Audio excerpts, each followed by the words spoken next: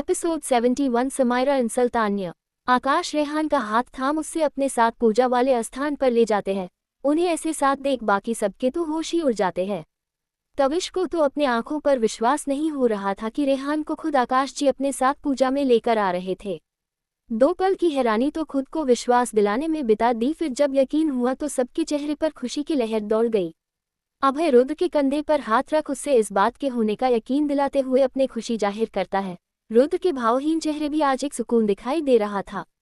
दिग्विजय जी भी आज बहुत खुश थे। आकाश जी रेहान को अपने पास बैठाते हैं तभी वहां अन्या हाथ में भोग लिए आती है, और जब उसने आकाश जी को रेहान के साथ इतना नॉर्मली बिहेव करते देखा तो उससे भी काफी खुशी हुई। आकाश जी अन्या को देख रेहान का हाथ पकड़ उसे दिखते हुए इशारे में कहते हैं, थैंक यू बेटा।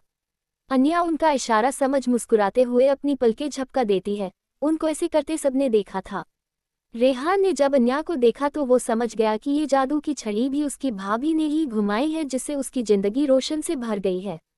उसके आंखों में अन्या को देख नमा हो गई। अन्या जहां खड़ी थी वह से जस्ट पीछे रेहान को अपनी मां की तस्वीर दिखाई दे रही थी। कहीं न कहीं आज उससे अन्या में अपनी मां की छवि दिखाई दे रही थी। वही दिग्विजय जी भी आज कुछ भावुक हो गए थे। वो कौशल्या जी की तस्वीर को देख मन में कहते हैं, आज मुझे अपने रुद्र की शादी अन्या से करने के फैसले पर कोई अफसोस नहीं है।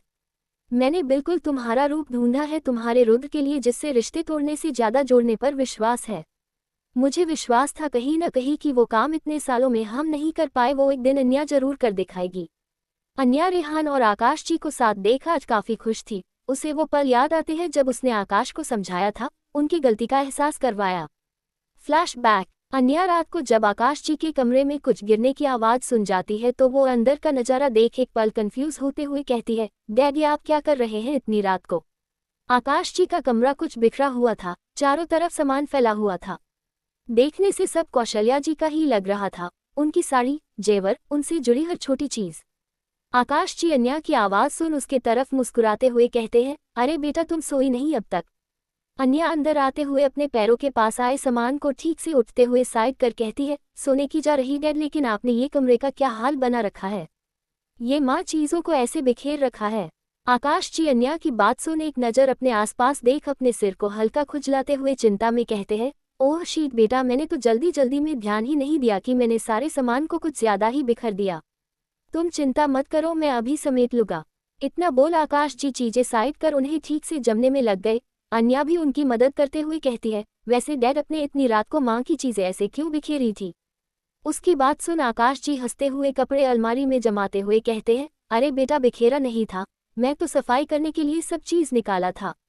वो क्या है ना, तुम्हारी सास को साफ सफाई काफी पसंद थी और वो अपनी हर चीज को काफी सलीके से साफ सुथरे तरीके से रखना पसंद करती थी, इसलिए रोज तो नहीं पर उनकी हर खास दिन में उनकी चीजों को साफ करता और ठीक से रख दूंगा। इस सब में उन्हें खुद के और करीब महसूस किया करता हूँ। अन्या उनका कौशल्या जी के प्रति प्रेम देख वो मुस्कुरा उठती और उनकी मदद करते हुए प्रेम भाव से कहती है, ठीक है लाए डैड, आज मैं भी आपकी मदद करती हूँ, इसी बहाने मुझे भी माँ से जुड़ने का मौका मिल जाएगा। आकाश जी मुस्कुराते हुए हाँ में सिर हिलाते हुए कहते हैं, बिल्कुल, उसे भी तुम्हारी जैसी बेटी से जुड़कर खुशी ही होगी। इतना बोल आकाश जी और अन्या अपने कामों में लग गए। आकाश जी ने काफी खुशी से अन्या को एक एक चीज के पीछे स्टोरी काफी खुशी के साथ उससे शेयर कर रहे थे। अन्या सारी बातें जान मुस्कुरा रही थी, तभी अन्या का ध्यान का उन 2 बॉक्स पर जाती है जिसमें एक रुद्र लिखा था और दूसरा बेनाम था। आकाश जी का ध्यान न देख अन्या धीरे से उस बॉक्स को छूती है, पर इस बीच वो बॉक्स से ढकना साइड हट जाते हैं। अन्या देखती है दोनों बॉक्स में बिल्कुल जैसे बच्चों के खिलौने और कपड़े और कुछ छोटे छोटे गिफ्ट रैप किए तोहफे थे, वो भी बिल्कुल एक जैसे। ये सब देख अन्या के दिल में कुछ सवाल उठते हैं। अन्या वापस से उस बॉक्स को बंद कर आकाश जी के पास आती है। अन्या आकाश जी के चेहरे की खुशी उस चीजों में देख सोचते हुए उनके पास वाले कुर्सी पे बैठ खुद भी उन्हें साफ करते हुए काफी गहरी आवाज में कहती है, डैड क्या मैं आपसे कुछ पूछ सकती हूँ। आकाश जी अन्या की तरफ एक नज़र देख खुशी से उन चीजों को साफ करते हुए कहते हैं, अरे बेटा आपको इतना फॉर्मल होने की जरूरत नहीं, आप कुछ भी बेझिझक हमसे पूछ सकती हैं। हमने कहने के लिए थोड़ी ही आपकी बेटी माना है, आप बेटी हो, पूछो क्या पूछना है। अन्या उसकी बात सुन उनकी तरफ देख हल्की मुस्कान लिए पूछती है, डैड आप माँ से बहुत प्यार करते थे ना। अन्या के ऐसे पूछने पर आकाश जी आश्चर्य में उससे देख कहते हैं, ये कैसे सवाल हुआ बेटा, ये कोई पूछने की बात है, मेरी तो हर सांस में कौशल्या बसती है। उद्धरण चिन्ह। अन्या उनकी बात सुन आगे कहती है, तो फिर आप माँ से जुड़ी हर चीज से प्यार करते होगे, मेरा मतलब उनकी हर निशानी से। आकाश जी उन चीजों को साफ करते हुए एक ठंडी आह भरते हुए कहते हैं, हाँ ये तो है, तभी तो मैं इतने सालों में उनकी हर चीज संभाल कर रखी है। हर वस्तु जो उनकी मेरे पास आखिरी निशानी बची है, मैंने उन्हें अपनी जान से भी ज्यादा हिफाजत में रखा है। उद्धरण चिन्ह। अन्या उनका जवाब सुन तपाक से कहती है, तो फिर उनकी सबसे अनमोल निशानी को अपने खुद से कैसे दूर कर दिया? अन्या के बोलने पर आकाश जी के चलते हाथ रुक गए। वो असमंजस में अन्या को देख कहते हैं, सबसे अनमोल निशानी? अन्या थोड़ा आगे बढ़ आकाश के हाथ पर अपना हाथ रख एक तसल्ली से कहती है, हाँ डैड, सबसे अनमोल निशानी जिसके आगे ये निर्जीव वस्तु का भी शायद कोई मोल न हो, जो आपके पास है पर आप उसे पहचान नहीं पा रहे हैं। डैड, मैं आपके और माँ की सबसे बड़ी निशानी, आपके बच्चे, इनके और रेहान की बात कर रही हूँ। मैं जानती हूँ डैड, आप उनसे नफरत नहीं करते, बस अपने अंदर के गुस्से और गिल्ट को नफरत का नाम दे रखा है। अगर आप सच में उनसे नफरत करते तो उनकी वो बचपन की निशानी माँ की निशानी के साथ यूँ संभाल कर नहीं रखते। इतना बोल अन्या एक पल रुक आकाश को देखती है, जो अन्या के सच्चे अल्फाज सुन अपनी सोच में घूम थे। अन्या आगे बढ़ उनके हाथ पर अपना हाथ रख आगे कहती है, डैड मैं जानती हूँ आप माँ से बहुत प्यार करते हैं, और अब तक आपने उनकी हर निशानी संभाल कर रखी, पर आपने ये कभी नहीं सोचा कि माँ को कैसा लगता होगा ये देखकर कि आप उनकी असल निशानी को ही खुद से दूर कर दिया है। वो जाते वक्त एक माँ बने बच्चे की जिंदगी के लिए लड़ी और पत्नी बन आप पर भरोसा कर अपनी निशानी आपके हवाले करके गई कि अगर वो हो भी न तब भी उनके पिता उनके हाथ थामने के लिए है उनके पास, लेकिन अब भी देर नहीं हुई है। डैड, जिस हाथों को अपने 25 साल पहले छोड़ दिया, एक बार दोबारा उससे थाम सके। पछताते और माफ़ी से बड़ी कोई चीज़ नहीं होती गलती सुधरने के लिए। मेरी बात का बुरा लगे तो इसके लिए मुझे माफ़ करिएगा डैड, शायद बेटी बन ज्यादा बोल गई, पर मुझे कोई अफसोस नहीं है। इतना बोल अन्या दोबारा आकाश जी को देखने लगती है, जो अपनी ही सोच और गुस्से और गिल्ट, नफरत, तरफ दर्द जैसे अनगिनता भाव में घिरे हुए थे। अन्या 2 पल उन्हें देख वहां से चली जाती है। वो जानती थी इतनी आसानी से सब नहीं ठीक होगा, लेकिन वो अपनी तरफ से बस एक कोशिश करना चाहती थी, जो आज उसने की। इसके आगे आकाश जी का ही फैसला होगा। Flashback ends. यही सारे सोच में अन्या हाथ जोड़ एक बार मन में भगवान से थैंक यू कहती है। आखिर उसकी कोशिश बेकार नहीं गई और सब ठीक हो गया। तभी अन्या के कानों में पंडित जी की आवाज आती है। पंडित जी सारे सामान को व्यवस्थित करते हुए अन्या से कहते हैं, बिटिया यहाँ गंगाजल और दूध का पात्र नहीं है। अन्या ये सुन आसपास देख जल्दी से कहती है, जी पंडित जी, वो पीछे वाले पूजा स्थान में रखी है, मैं अभी लेकर आती हूँ। इतना बोल अन्या तुरंत वहां से निकल गई और जल्दी से सामान लिए वापस आ ही रही थी कि उसके पाँव में पत्थर लगने की वजह से उसे मुंह से हल्की से आह निकल गई। अन्या अपने पाँव को उठाकर देखती है, फिर जल्दी से थाली नीचे रख अपना पाँव से कंकर साफ कर जैसे ही उठने को होती है कि अचानक उसके माथे और चेहरे के ऊपर पानी की धारा गिरने लगती है। एक पल के लिए तो अन्या आचंक से में हड़बड़ा सी जाती है, फिर जब पानी रुक जाता है तो अन्या के चेहरे से पानी साफ कर तुरंत ही ऊपर देखती है। सामने समयारा एक पानी की पात्र लिए काफी कुटिल मुस्कान लिए अन्या को देख रही थी। अन्या खुद के चेहरे को साफ करते हुए खड़ी होकर गुस्से वाले लहजे में कहती है, ये क्या हरकत है समयारा? समायरा काफी एटीट्यूड के साथ कहती है, तुम्हें तुम्हारी औकात दिखा रही थी। फिर अन्या के जबरों को हल्के से पकड़ थोड़ा उठता कर चेक करने के अंदाज में कहती है, वैसे माना पड़ेगा काफी मोटी चमड़ी की हो तुम, इतनी बेइज्जती के बावजूद यहाँ मेरे सामने खड़ी हो। अन्या अपना चेहरा समयारा के से झटक कुछ कहती उससे पहले समयारा तीखी मुस्कान के साथ कहती है, वैसे उस घर में रहकर खुद को शायद वहाँ मालकिन ही समझ बैठी हो। ये कपड़े, ये महंगे जेवर खैरात में मिली चीज तुम्हें अपनी सी लगने लगी है। यूँ आगे पीछे चौहान परिवार के मर्दों के आगे डोल ये सब पाना तो तुम्हारे लिए चुटकियों का खेल है ना। ये घर की बहू होने के जैसे काम करना न। और उद्धरण चिन्ह। फिर एक अफसोस भरी टोन में कहती है, अरे जा चो चो चो छू छू। उद्धरण चिन्ह। तुम्हारी औकात के चक्कर में तुम्हारा ये दिखावे का सिंदूर भी मिट गया। वैसे अच्छा है जिसका कोई अस्ती नहीं वो नहीं रहे तो किसे फर्क पड़ता है। अन्या ये सुन अपनी मान पर हाथ रखती है, जिसके बाद अन्या को अब समयारा पर काफी गुस्सा आता है, लेकिन वक्त और हालत को देख वो एक वार्निंग भरे लहजे में कहती है, लिसन समयारा, मेरे पास तुम्हारी ये बकवास सुनने का बिल्कुल भी वक्त नहीं है। और रही बात मेरी औकात, तो आज एक बात मैं आपको क्लियर कर देती हूँ कि अगर जिस दिन तुम मेरी औकात जान जाओगी उस दिन तुम यहाँ मेरे सामने खड़ी नहीं हो पाओगी। और रही बात मेरी सिंदूर की, तो मेरा सिंदूर मेरी पहचान है और किसको भी हक नहीं है कि वो एरा गैर इस पर या इसके अस्तित्व पर उंगली उठाए। I hope you understand. इतना बोल अन्या गुस्से वहां से निकल गई। समयारा का तो मुंह ही बन गया एक बार फिर अन्या के मुंह से खुद के इंसल्ट देख। वो भी गुस्से में अपने दांत पिसते हुए कहती है, अब तो लगता है इस 2 टेक की लड़की को इसकी असली औकात देखना ही पड़ेगी, छोड़ूंगी नहीं तुम्हें। इतना बोल सम्यारा भी वहां से निकल गई। अन्या पूजा का सामान देते हुए सारी चीज की एक बार व्यवस्था पंडित जी से चेक करवा कर वो जैसे ही रुद्र के पास बैठने को हुई कि सम्यारा पहले ही रुद्र के बगल में बैठ धिक्कार नजरों से उससे देखती है। रेहान और बाकी सबको सम्यारा का ये बिहेव बिल्कुल पसंद नहीं आया। अन्या बिना कुछ कहे चुपचाप कुछ पीछे हट बैठ गई सबके साथ। रेहान गुस्से में जैसे सम्यारा को कुछ कहने वाला होता है कि अन्या जल्दी से नमे सिर हिलाकर उससे रोक देती है। रेहान गुस्से में सम्यारा को घूर चुप हो जाता है। पंडित जी कहना शुरू कहते हैं, जजमान पूजा का मुहूर्त होने को आया है। आकाश जी की तरफ देख कहते हैं, आए पूजा पर बैठे। उद्धरण चिन्ह। आकाश जी उनकी बात सुन एक नज़र रुद्र को देख पंडित जी से सीरियस टोन में कहते हैं, पंडित जी आज की पूजा मैं नहीं करूंगा। ये सुन सब आचार्य से आकाश को देखने लगते हैं। आकाश आगे कहते हैं, बल्कि मेरा बड़ा बेटा रुद्र आज इस पूजा में बैठेगा। उनकी बात सुन सबको काफी खुशी होती है। वही रुद्र अब भी शॉकिंगली आकाश को देखता है। उससे समझ नहीं आ रहा था कि अचानक आज ये बदलवा सारे एक साथ। पंडित उन्हें हाँ में सिर हिलाकर आने का इशारा करते हैं। सबकी निगाहें रुद्र पर जाती है जो एक नज़र अपनी माँ की तस्वीर को देख रहा था। दिग्विजय जी रुद्र की मनोस्थिति समझ प्यार से कहते हैं, रुद्र जाओ अपनी जिम्मेदारी निभाओ। उद्धरण चिन्ह। रुद्र अपने दादाजी बात सुन अपने जगह से खड़ा होकर चुपकर पूजा वाले स्थान पर बैठ जाता है। पंडित जी उसे देख आगे कहते हैं, जजमान इस पूजा में पति पत्नी साथ में बैठे हैं तो आप अपनी पत्नी को भी बुला ले। ये सुन सबकी निगाहें अन्या पर जाती है। अन्या भी एक पल ये सुन हिल गई कि वो क्या करे। उसे समझ नहीं आ रहा था कि वो कैसे रुद्र के पास जाकर बैठे। अन्या अपनी निगाहें उठाकर रुद्र को देखती है जो अब तक खामोश था। फिर उनकी नज़र दिग्विजय जी और आकाश जी पर जाती है जो उन्हें जाने का इशारा करते हैं। अन्या ऐसे जाना तो नहीं चाहती थी। बिना रुद्र के बुलाने पर सबके कहने पर वो जैसे उठने को हुई कि सम्यारा। पंडित जी बात बीच में कटते हुए एक धमक से कहती है, लेकिन पंडित रुद्र अपनी पत्नी के साथ कैसे बैठ सकता है, इसकी तो अब तक शादी भी नहीं हुई है। सम्यारा ये कहने पर अन्या जो उठने वाली थी वो अपनी हकीकत से रूबरू होते हुए वापस धाम से बैठ गई। उसके आंखों से आंसू छलक गए। आज भी उसकी पहचान गुमनाम है।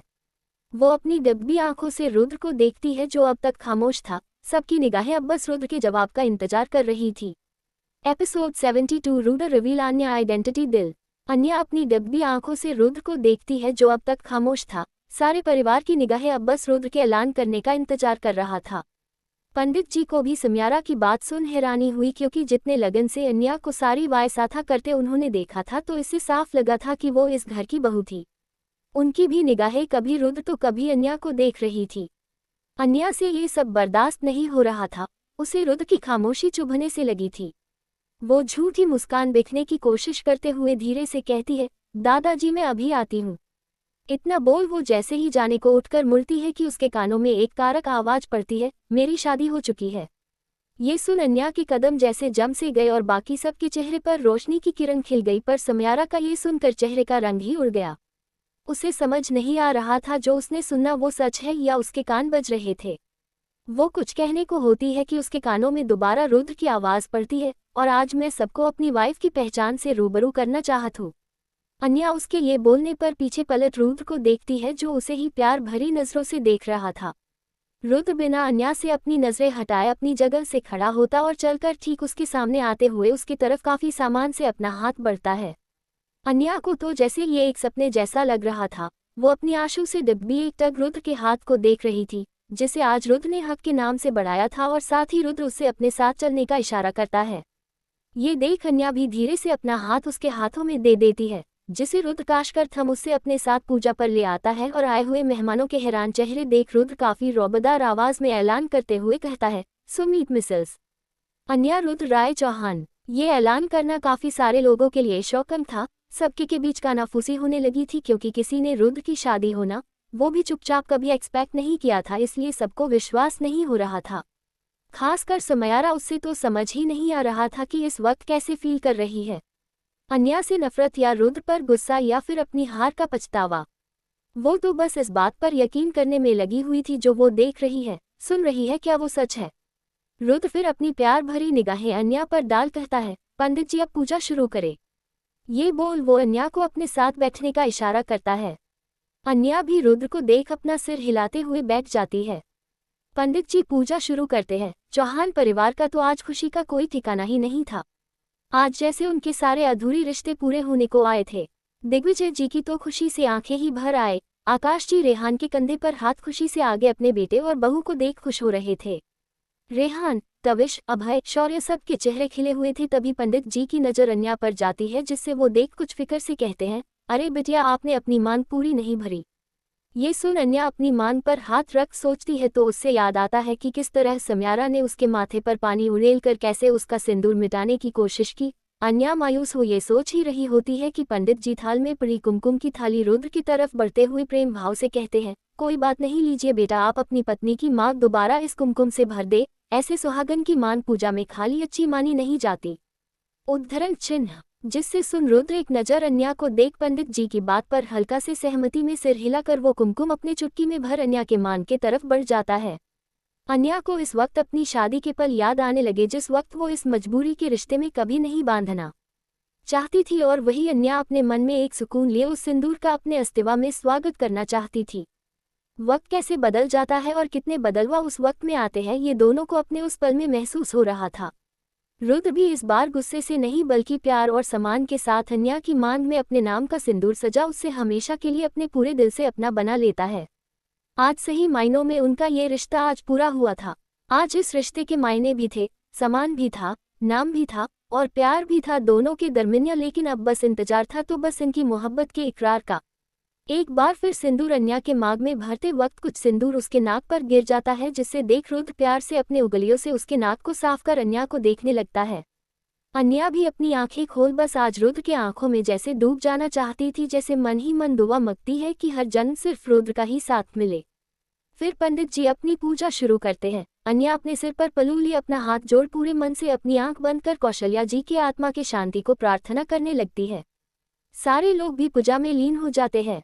वही सम्यारा अब गुस्से में अपनी मुठियां भींच रखी थी। उसे एक पल भी अब अन्या और रुद्र को साथ देखना गवारा नहीं था। उसे बार बार उन्हें देख बस अपनी हार तमाशा याद आ रहा था, लेकिन उसकी मजबूरी भी ऐसी थी कि वो यहाँ से जा भी नहीं सकती थी, क्योंकि अगर चौहान परिवार को खासकर रुद्र को ठेस पहुंचा तो कभी भी इस परिवार में शामिल नहीं हो पाएगी। यही सब सोच सम्यारा अपने गुस्से के ठंडे घुट पी वही अपनी गुस्से में लाल पर चुकी आंखों से अन्या को घूर रही थी।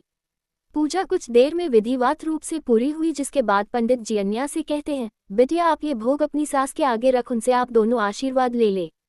रुद्र और अन्या का में सिर हिलाकर भोग लिए कौशल्या जी के आगे रख अपना सिर झुककर हाथ जोड़ अपने मन में कहते हैं। रुद्र अपने मन में कहता है, माँ, ये आपका सपना था न कि आपकी बहू बिल्कुल आपके जैसे हो, शायद अपने खुद ही इससे ढूंढ मेरी जिंदगी में शामिल किया है। माँ, मैं बेटा अच्छा बन पाया कि नहीं? शायद नहीं, क्योंकि मुझे रिश्ते निभाने नहीं आते। कहीं न कहीं आपके बेटे को डर है कि वो ये रिश्ता पूरे रूप से निभा पाएगा कि नहीं। आपके जाने के बाद जैसे रिश्तों पर मेरे विश्वास ही उठा सा गया था, लेकिन जब से अन्या मेरी जिंदगी में आई है, मेरा दोबारा उन रिश्तों पर विश्वास करने को दिल चाहता है। न जाने क्या कशिश है इससे जो हर रिश्ते में जैसे जान भर देती है। बस यही आश है कि जितनी खुशी इसने मेरे परिवार और मुझे दी है, मैं वो सब इससे दे सकूं, इसके हक इससे दे सकूं। एंड आई मिस यू माँ, आप होती तो सब इतना उलझा न होता। अन्या भी अपनी आंखें बंद कर कहती है, थैंक यू माँ, मुझे इनका साथ देने के लिए। जानती हूँ मैं आपकी जैसी नहीं हूँ, लेकिन मैं पूरी कोशिश करूंगी कि आपके जैसा ही इस परिवार को समेट कर रखूं। इतना बोल दोनों अपनी आंखें खोल देते हैं। अन्या फिर बाकी की तैयारी के लिए चली जाती है। सब भी एक एक कर कौशल्या जी के आगे फूल कर उनके आत्मा की शांति के लिए प्रार्थना करते हैं। रुद्र भी जैसे ही सबके पास आता है, रेहान उछलकर रुद्र को काशकर गले लगाते हुए कहता है, थैंक यू भाई, मेरी भाभी को उनकी पहचान देने के लिए।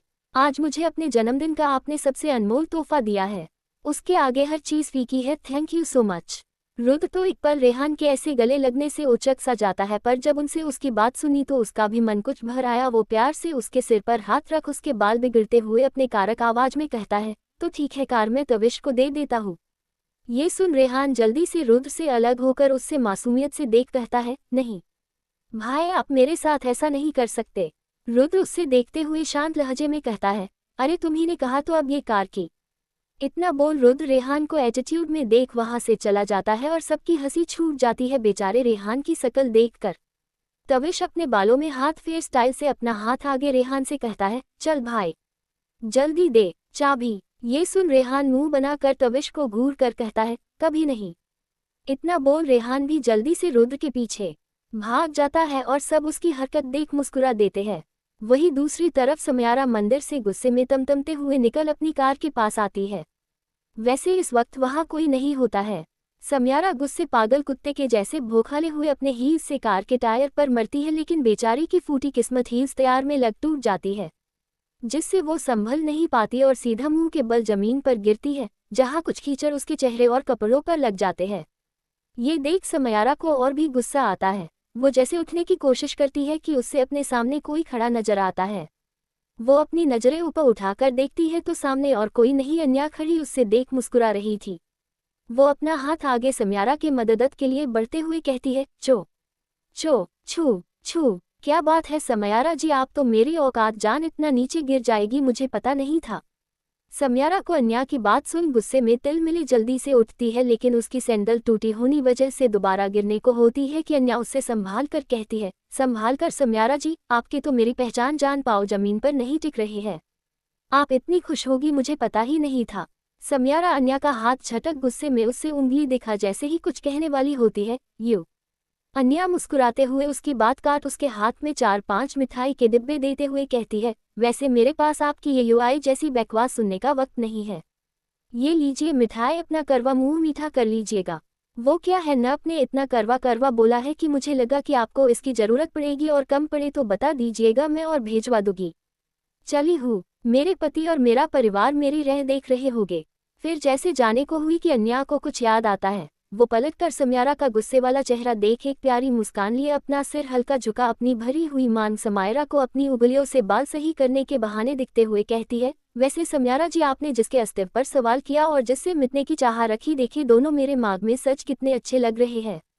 फिर थोड़ा गुस्से वाले लफाजों में समयारा को घूर कर कहती है, और आइंदा ऐसी गलती करने के बारे में सोचिएगा नहीं, क्योंकि वो जो चुप वो सिर्फ अन्या थी और जो अब आपके सामने खड़ी है वो मिसेज अन्या रुद्र राय चौहान है। I hope you understand. उद्धरण चिन्ह। इतना बोल अन्या वहां से समयारा को घूरते हुए वहां से चली जाती है और समयारा अब अपने आपे से बाहर आने को थी। वो गुस्से में वो मिठाई के डिब्बे नीचे फेल उससे अपने पैरों से रौंदते हुए चीखते हुए कहती है, अन्या रुद्र राय चौहान, माय फूट बहुत उड़ रही हूं न इस नाम के आगे, तुम्हारे यही पंख मैंने काट कर नहीं रखे तो मेरा नाम भी समयारा मेहरा नहीं। इतना बोल समयारा गुस्से में अपनी कार में बैठ उससे स्टॉर्ट कर वहां से तेज रफ्तार में निकल जाती है। एपिसोड 73 रूडा admire Anya and Rehan amazing bond. पूजा और भोग दान सब विधिवत रूप से संपन्न हुआ। सब आज काफी खुश थे। सारे परिवार की खुशी उसके आंखों में साफ दिखाई दे रही थी।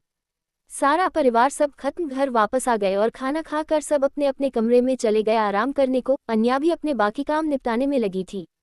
वही रेहान अपने कमरे में घूमसा अपने खिड़की पर खड़ा होकर दूर तक फैले अंधेरे को देख रहा था। वो घर आते ही चुपचाप अपने कमरे में आ गया था। सबको लगा कि रेहान थका हुआ होगा, इसलिए किसी ने इस बात पर माइंड नहीं किया, लेकिन रेहान की चुप्पी कोई आम नहीं थी।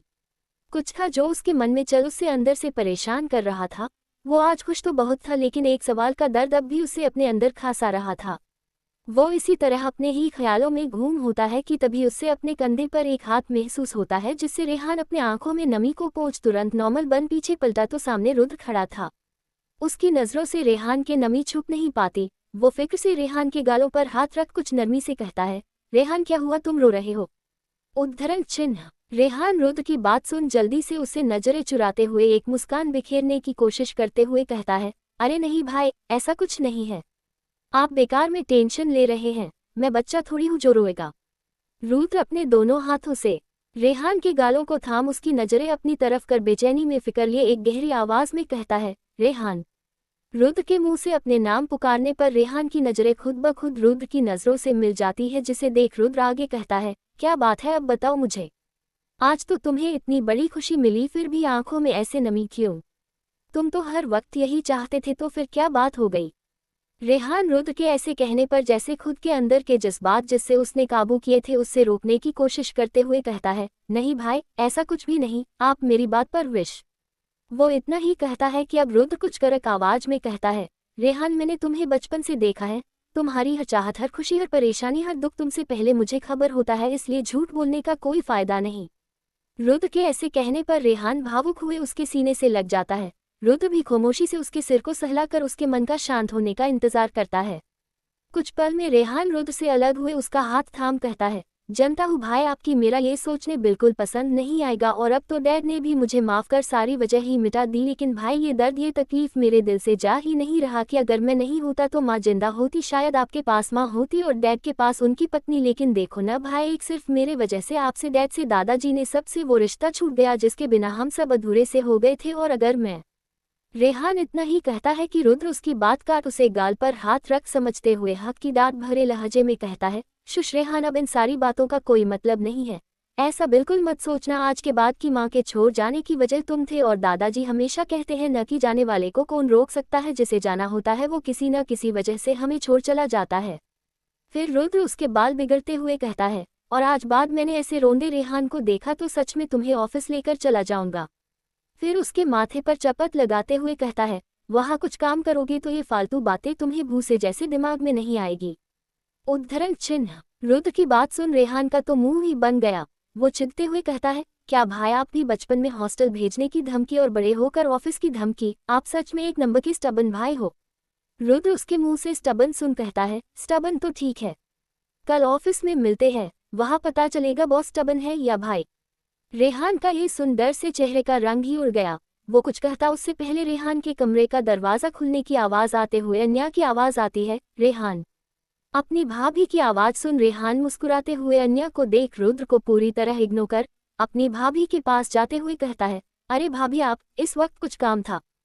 फिर खुद में कुछ सोच शरारत से कहता है, ओह अब समझा आप भाई को ढूंढ रही होगी, उनके आपको नींद कहाँ आने वाली है।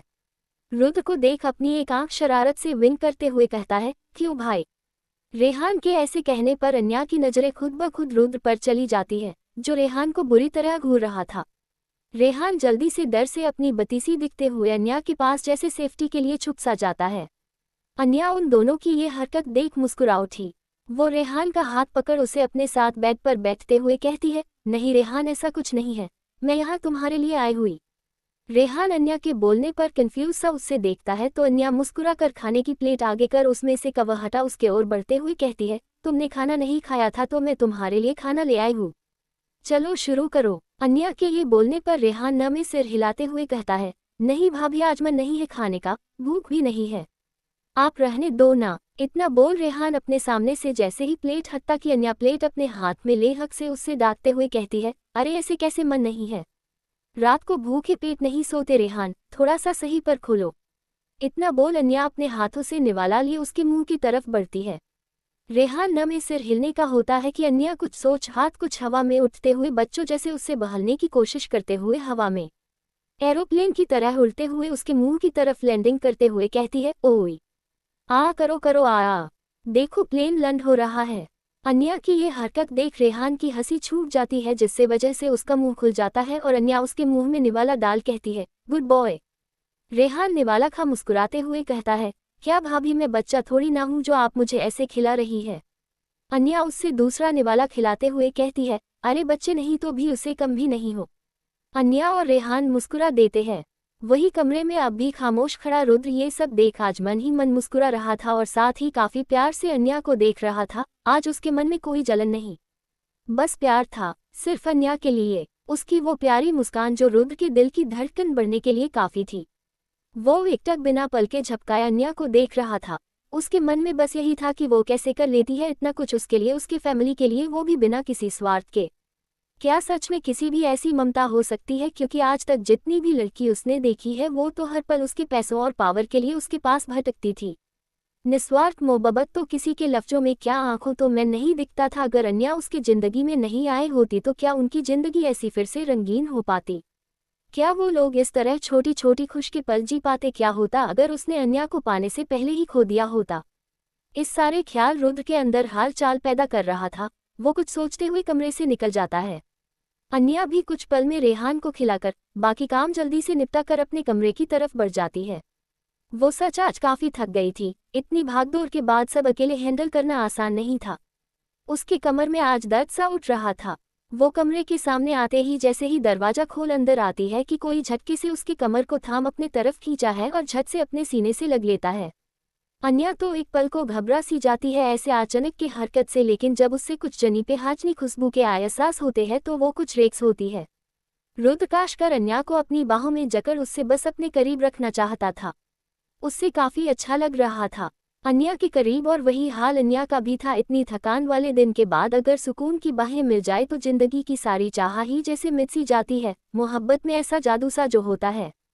वही दूसरी तरफ इस सुकून की राह से कोसों दूर न्यूयॉर्क में एक आदमी 15 फ्लोर ऊंची मंजिल के बालकनी में खड़ा उस जगमते हुए शहर को खामोशी से देख रहा था। उसके बाहर जितनी खामोशी, उसके अंदर उतनी ही तबाही मची हुई थी। जिस बात की खबर उसके आसपास रहने वालों को कभी नहीं होती, वो ऐसे ही काफी पलों तक वो खड़ा रहा। तभी उसके टेबल पर रखा फोन पर कोई मैसेज आने का टोन बजता है। वो अपनी निगाहें अपने फोन की तरफ घुमा कर टेबल की ओर बढ़ जाता है और फोन उठा उसमें आए मैसेज को रीड करता है। और उसके चेहरे पर तो बदलाव नहीं आया, लेकिन उसकी आंखें जरूर लाल हो गई।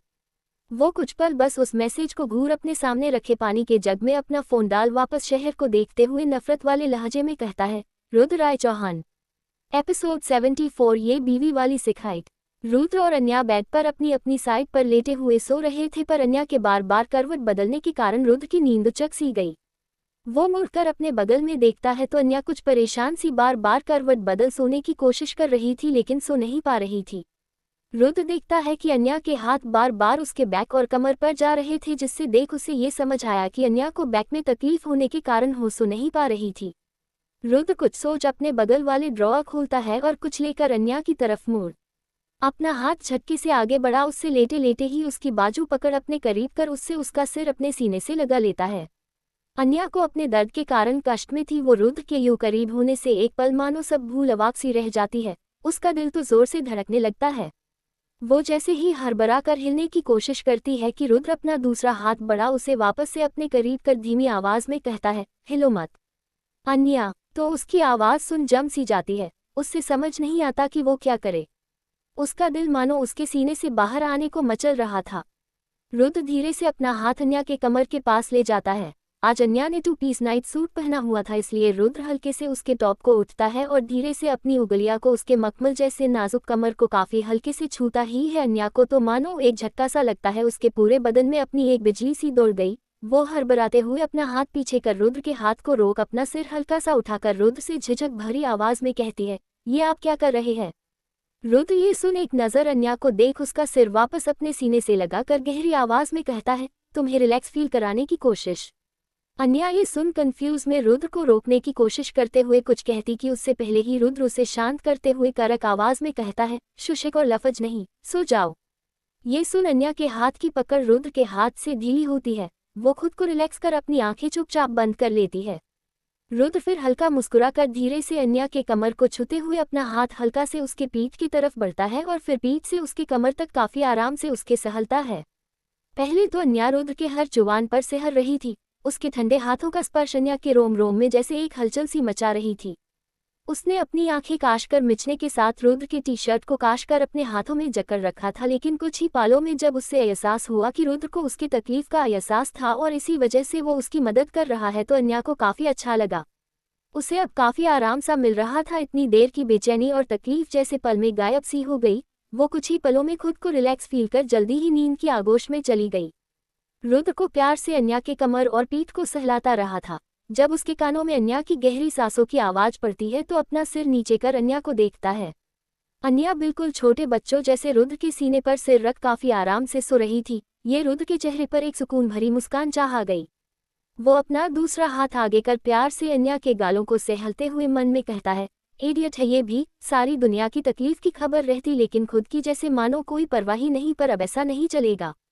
फिर अन्या यूं ही कुछ पल देखते हुए वो आगे झुक उसके माथे पर प्यार से चूमते हुए कहता है, गुड नाइट वाइफ। उद्धरण चिन्ह। इतना बोल वो काशकर उसे अपनी बाहों में जकड़ लिए अपनी आंखें बंद कर देता है। रुद्र को भी कुछ ही पलों में सुकून की नींद आ जाती है। सुबह का वक्त। अन्या जब सोकर उठती है तो रुद्र वापस से न बेड पर होता है न ही कमरे में। ये देख अन्या जल्दी से तैयार हुए जब नीचे आती है तो उससे नौकरों से पता चलता है कि आज रुद्र काफी पहले ही ऑफिस चला गया था, किसी जरूरी काम के वास्ते, और 2 में लौटेगा। ये सुन एक पल तो काफी गुस्सा आता है, फिर दूसरे पल वो उदास हो जाती है। वो वापस कमरे में आ जाती है और बेड पर पड़े रुद्र के जैकेट को लिए उसे घूरते हुए शिकायत करते हुए कहती है, ये बिल्कुल गलत है। हर चीज आपके मर्जी से अब नहीं चलेगी। पल में इतने स्वीट हो जाते हैं और पल में बेवफा। हाँ बेवफा ऐसे कोई करता है? कल रात तो मेरे बिना बताया आपको मेरा दर्द दिख गया और अब बिना बताकर ऐसे जाने पर मेरी नाराज़गी नहीं दिख रही है। लगता है आपको कोई फर्क नहीं पड़ता है। एक मैं हूँ जो उम्मीद लिए बैठी हूँ और आप मेरी वो सौत लैपटॉप लिए बैठे होगे। आपको क्या फ़र्क पड़ता है कि घर पर कोई आपसे नाराज़ होगा पर नहीं ये सब कहाँ याद रहने वाला। ये नहीं एक मैसेज कर मुझे बता देते या मुझे मिलकर जाते पर नहीं। घर आने की ज़रूरत नहीं और आए भी तो मैं ना आपसे बात नहीं करूँगी, देख लीजिएगा। अन्या ऐसे ही अपने शिकायतों में लगी थी कि तभी उसके फ़ोन बजता है। अन्या न खुशी से अपना फ़ोन उठाकर चेक करती है तो उसमें रुद्र का ही मैसेज आया होता है, जिससे देख अन्या के चेहरे पर एक बड़ी सी मुस्कान आ जाती है। वो झट से उसे खोल पड़ने लगती है। मैं 2 दिन के लिए बाहर जा रहा हूँ और जल्दी ही वापस आ जाऊँगा, डोंट वरी, अपना ख्याल रखना। उद्धरण चिन्ह। ये पर तो अन्या का खिला हुआ चेहरा एक बार फिर उतर सा गया। वो कुछ पल तक तो वो मैसेज को घूरती है, फिर खुद से अपने सिर पर चपत लगाते हुए कहती है, क्या अन्या तू कैसे एक्सपेक्ट कर सकती है उनसे एक रोमांटिक मैसेज का। देख इससे कहीं से भी लग रहा है कि ये इन्होंने अपनी वाइफ को भेजा है, ऐसा लग रहा है कि अपने पीए को भेजा है। फिर रुद्र की नकल करते हुए उस मैसेज को दोबारा पढ़ती है। मैं 2 दिन के लिए बाहर जा रहा हूँ और जल्दी ही वापस आ जाऊंगा, डोंट वरी, अपना ख्याल रखना। उद्धरण चिन्ह। फिर हल्का गुस्सा करते हुए कहती है, ये बिल्कुल न समझे कि उनके खाने की जैसी उबली हुई सब्जी जैसा मैसेज कर मुझे मना सकते हैं। मैं अब भी गुस्सा हूँ उनसे बहुत ज़्यादा और आज वाली हरकत पे तो अब कभी बात करूँगी, देख लेना अगर किया तो मेरा नाम भी अन्या रुद्र राय चौहान नहीं। अन्या को खुद नहीं पता था कि वो इस कदर रुद्र को मिस करेगी कि बीवी वाली शिकायतें लिए बैठ जाएगी। ये शिकायतों में गुस्सा भी था, प्यार भी और नजरगी थी, पर तक जब तक उससे दूर करने वाला इंसान उसके पास न आ जाए। यही तो होती है रिश्तों की कड़ी में बंधी मोहब्बत। पूरा दिन आज अन्या उदास सी कमरे में ही रहती है। वो रुद्र को काफी अब मिस करने लगी थी। उसे भी नहीं पता था कि कब उसकी याद उसकी तड़प में बदल गई। वो फोन लिए बैठी थी कि रुद्र एक कॉल तो उससे करेगा, पर नहीं आया क्योंकि रुद्र जहाँ गया था वहाँ वो किसी ने भी कांटेक्ट नहीं कर सकता था। वही दूसरे दिन शाम का वक्त अन्या काफी उदास सी हॉल में बैठी थी, तभी उससे एक काफी जानी पहचानी आवाज उसके कानों में पड़ती है, जिसे सुन अन्या आचार्य से उस आवाज को सुन सामने खड़े इंसान को देख उसकी भौं सिकोड़ सी जाती है। एपिसोड 75 सम्यारा की चल अन्य की मुसीबत में जान। अन्या हॉल में रुद्र के ख्याल में उदास सी बैठी ही होती है कि तभी उसके कानों में एक घमर में आवाज पड़ती है, ओह, लगता है किसका का इस खिलौने से भी मन भर गया। अन्या जैसे ये आवाज सुन एक पल ही पहचान अपना सिर दरवाजे की ओर मोड़ देखती है तो जैसा उसका अंदाजा था वहाँ और कोई नहीं, सम्यारा कुटिल मुस्कान लिए घमत से अंदर आती है और हक और रोब से सोफे पर बैठ अन्या को एक काफी कुटिल मुस्कान देती है। उसकी ये मुस्कान और बेपरवाही भरा अंदाज अन्या को काफी अजीब सा लगता है। वो काफी ध्यान से उसे देख समझने की कोशिश करती है कि आखिर बात क्या है। समायरा अपने आसपास नजर दौड़ा तन से कहती है, क्या हुआ, ऐसे क्या देख रही? मेरी बात का जवाब नहीं है। उस दिन तो बड़ा हाक रही थी, पहचान, औकात, सिंदूर एंड ऑल। अब क्या हुआ, एक दिन में ही अपनी कीमत पता चल गई क्या रुद्र के जिंदगी में? अन्या उसकी बात सुन हल्का हंसकर रहस्यमय अंदाज में कहती है, हमें अपनी कीमत का तो नहीं लेकिन आपके औकात का जरूर पता चल गई। सम्यारा उसके ये बोलने का मतलब न समझते हुए कंफ्यूज सी उसे घूर कर कुछ तेज आवाज में कहती है, क्या मतलब? अन्या अपनी जगह से खड़ी हो एक ठंडी आह भर उसे देख काफी शांत लहजे में कहती है, मतलब ये कि 2 दिन पहले हुई मुलाकात आप इतनी जल्दी भूल जाएगी, मुझे लगा नहीं था, और तो और फिर से यहाँ धमकेगी। उद्धरण चिन्ह। सम्यारा उनकी बात सुन गुस्से में उससे घूरती है, फिर कुछ सोच एक नज़र सामने देख तुरंत अपना लहजा बदल लेती है। एक कुटिल मुस्कान बिखेर दिलदार बनते हुए कहती है, अरे अन्या, तुम मेरी पुरानी बातों को अब तक दिल पर लिए बैठी हो, पर देखो मैंने तो वो सारी कड़वी बातें कब की भुलाकर आज सिर्फ तुमसे मिलने आई हूँ। तुमसे अपनी सारी अनजाने में किए गए की माफ़ी भी मंगाने, लेकिन तुम। उद्धरण चिन्ह। अन्या उसके मुंह से अचानक माफ़ी शब्द सुन कुछ हैरान सी रह गई। उससे न जाने क्यों उसकी बातें उसके आंखों में छुपी अनदेखी लफ्जों से मेल खाती नजर नहीं आ रही थी। अन्या कुछ कहती उससे पहले ही एक नौकर अन्या को किसी चीज की तैयारी दिखाने के लिए बुलाता है, जिसे सुन अन्या उसे आने का बोल उससे वापस भेज देती है। फिर समायरा की तरफ मुड़ काफी नर्म भाव से कहती है, माफ करिएगा समायरा जी, हम अभी कुछ देर में आते हैं। आप एक काम करें, दादाजी से भी मिल ली, वो अपने कमरे में है। उद्धरण चिन्ह। समायरा भी हमें सिर हिला काफी अच्छे अन्या को इत्सो के बोल मुस्कुरा कर दादाजी के कमरे की तरफ चली जाती है। अन्या को उसका बिहेवियर काफी अजीब लग रहा था, क्योंकि उसके आने का मकसद और पल में उसके ताने से माफी का सफर अन्या को काफी अजीब लग रहा था। ये सब सोच अन्या पागल सी हुए जा रही थी, इसलिए वो अपना सिर झट अपने काम के लिए चली जाती है। वही समयारा जाते जाते साइड में खड़े आकाश जी को ग्रीट करती है। आकाश जी भी नॉर्मली अपना सिर हिला देते हैं। समायरा तो किसी भी कीमत पर अन्या से माफ़ी नहीं मांगने वाली थी, लेकिन जब उसकी नज़र आकाश जी पर पड़ी तो उसने तुरंत ही अपना लहजा चेंज कर लिया। वो यहाँ करने आई थी, उस चीज़ में किसको अपने ऊपर शक नहीं करवाना चाहती थी। वही अन्या नौकरों को आज खाने का मेनू समझा और सारी तैयारी देख शोकेस की तरफ जाती है। तभी एक नौकर आता है और अन्या से कहता है, मैम ये पूजा के बर्तन कहाँ रखूं, जो बड़ी मैम की पूजा में इस्तेमाल हुए थे। अन्या उसके हाथ में वो सारे बर्तन का बॉक्स देख उससे चेक करते हुए कहती है, अरे ये सारे धुल गए, आपने अच्छे से चेक कर लिया, कोई छूटा तो नहीं है। नौकर हाथ सिर हिलाते हुए कहता है, जी मैम, सब देख लिया है। अन्या एक चाबी देते हुए उससे कहती है, तो ठीक है, इसे तुम अंडरग्राउंड वाले सबसे लास्ट स्टोर रूम में रख दो ध्यान से। वो नौकर हाँ में सिर हिला हुआ वहां से चला जाता है। अन्या भी कुछ काम देख जैसे ही अपने कमरे में जाने को होती है कि उसकी नज़र एक कपड़े से छुपे किसी चीज़ पर पड़ती है। अन्या जब उसे उठाकर देखती है तो ये वही सेट का चम्मच था जिससे अभी अभी नौकर रखने गया था। अन्या उसे देख अपने सिर पर हाथ रख कहती है, ओफो, ये यही रह गया, लेकिन नौकर तो जा चुका है, अब इसे क्या करूं? साथ में नहीं रखा तो ये कहीं गुम हो जाएगा, और ये तो माँ की शादी के वक्त के बर्तन है जिससे उनकी याद काफ़ी जुड़ी हुई। क्या करूं? मैं खुद ही रख कर आती हूँ, लेकिन वह तो। अन्या ये बोल कुछ सोचने लगती है, फिर जल्दी से खुद में डिसाइड कर खुद से कहती है, कुछ नहीं होगा, एक दो पल में कुछ नहीं होगा अन्या, तू झट से जाएगी और जल्दी से वहां से निकल जाएगी। इतना सोच अन्या अंडरग्राउंड एरिया की तरफ जाने लगती है। स्टोर रूम वाले एरिया में थोड़ा कॉरिडोर लंबा था, इसलिए वो उससे पास कर अंतिम कमरे की तरफ बढ़ जाती है। अन्या इस बात से बेखबर कि कोई है जो उसके पीछे नजर रख रहा है। अन्या उस रूम के सामने खड़ी हो चाबी से दरवाजा खोलती है और अंदर जाती है।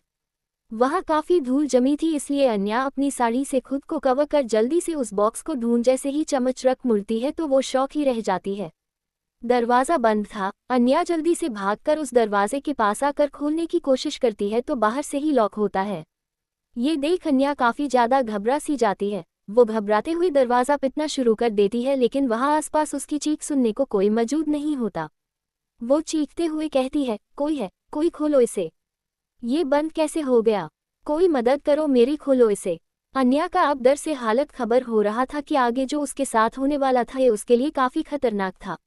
अन्या अपने आसपास देखती है, लेकिन वहाँ कुछ भी नहीं था उसकी हेल्प के लिए। अन्या के माथे पर अब पसीना आने लगा था। वो खुद को अपनी साड़ी से कवर कर दरवाज़ा खोलने की कोशिश करती है। एक्चुअली अन्या को न अंधेरे से डर लगता था न ऐसे बंद कमरों से, और वहाँ वेंटिलेशन भी थी तो सांस लेने में भी कोई प्रॉब्लम थी। असल प्रॉब्लम तो बेचारी अन्या के साथ उसकी बरसों पहले की बीमारी थी। वो खुद को काफ़ी अच्छे से कवर कर खुद बचने की कोशिश करती है, लेकिन 5 मिनट बाद अन्या को अपनी हालत बिगड़ती नजर आने लगती है। अन्या अपना हाथ पाँव और चेहरे को छू खुद को महसूस करती है। उसकी एलर्जी अपना काम करना शुरू कर चुकी थी, एलर्जी जो अन्या के लिए जिंदगी और मौत में चंद पलों में बदल जाती है। अन्या को पुराने कमरों की जमी हुई धूल से एलर्जी थी। वो इतनी भयंकर थी कि कुछ आधे एक घंटे में उसकी जान लेने के काबिल थी। उसका गोरा बदन पूरी तरफ लाल हो चुका था और साथ ही शरीर अब गर्मी की भांति तक उन पर रैशेज आने शुरू हो चुके थे। उसका पूरा बदन मानो आग की तपिश में दहक रहा था।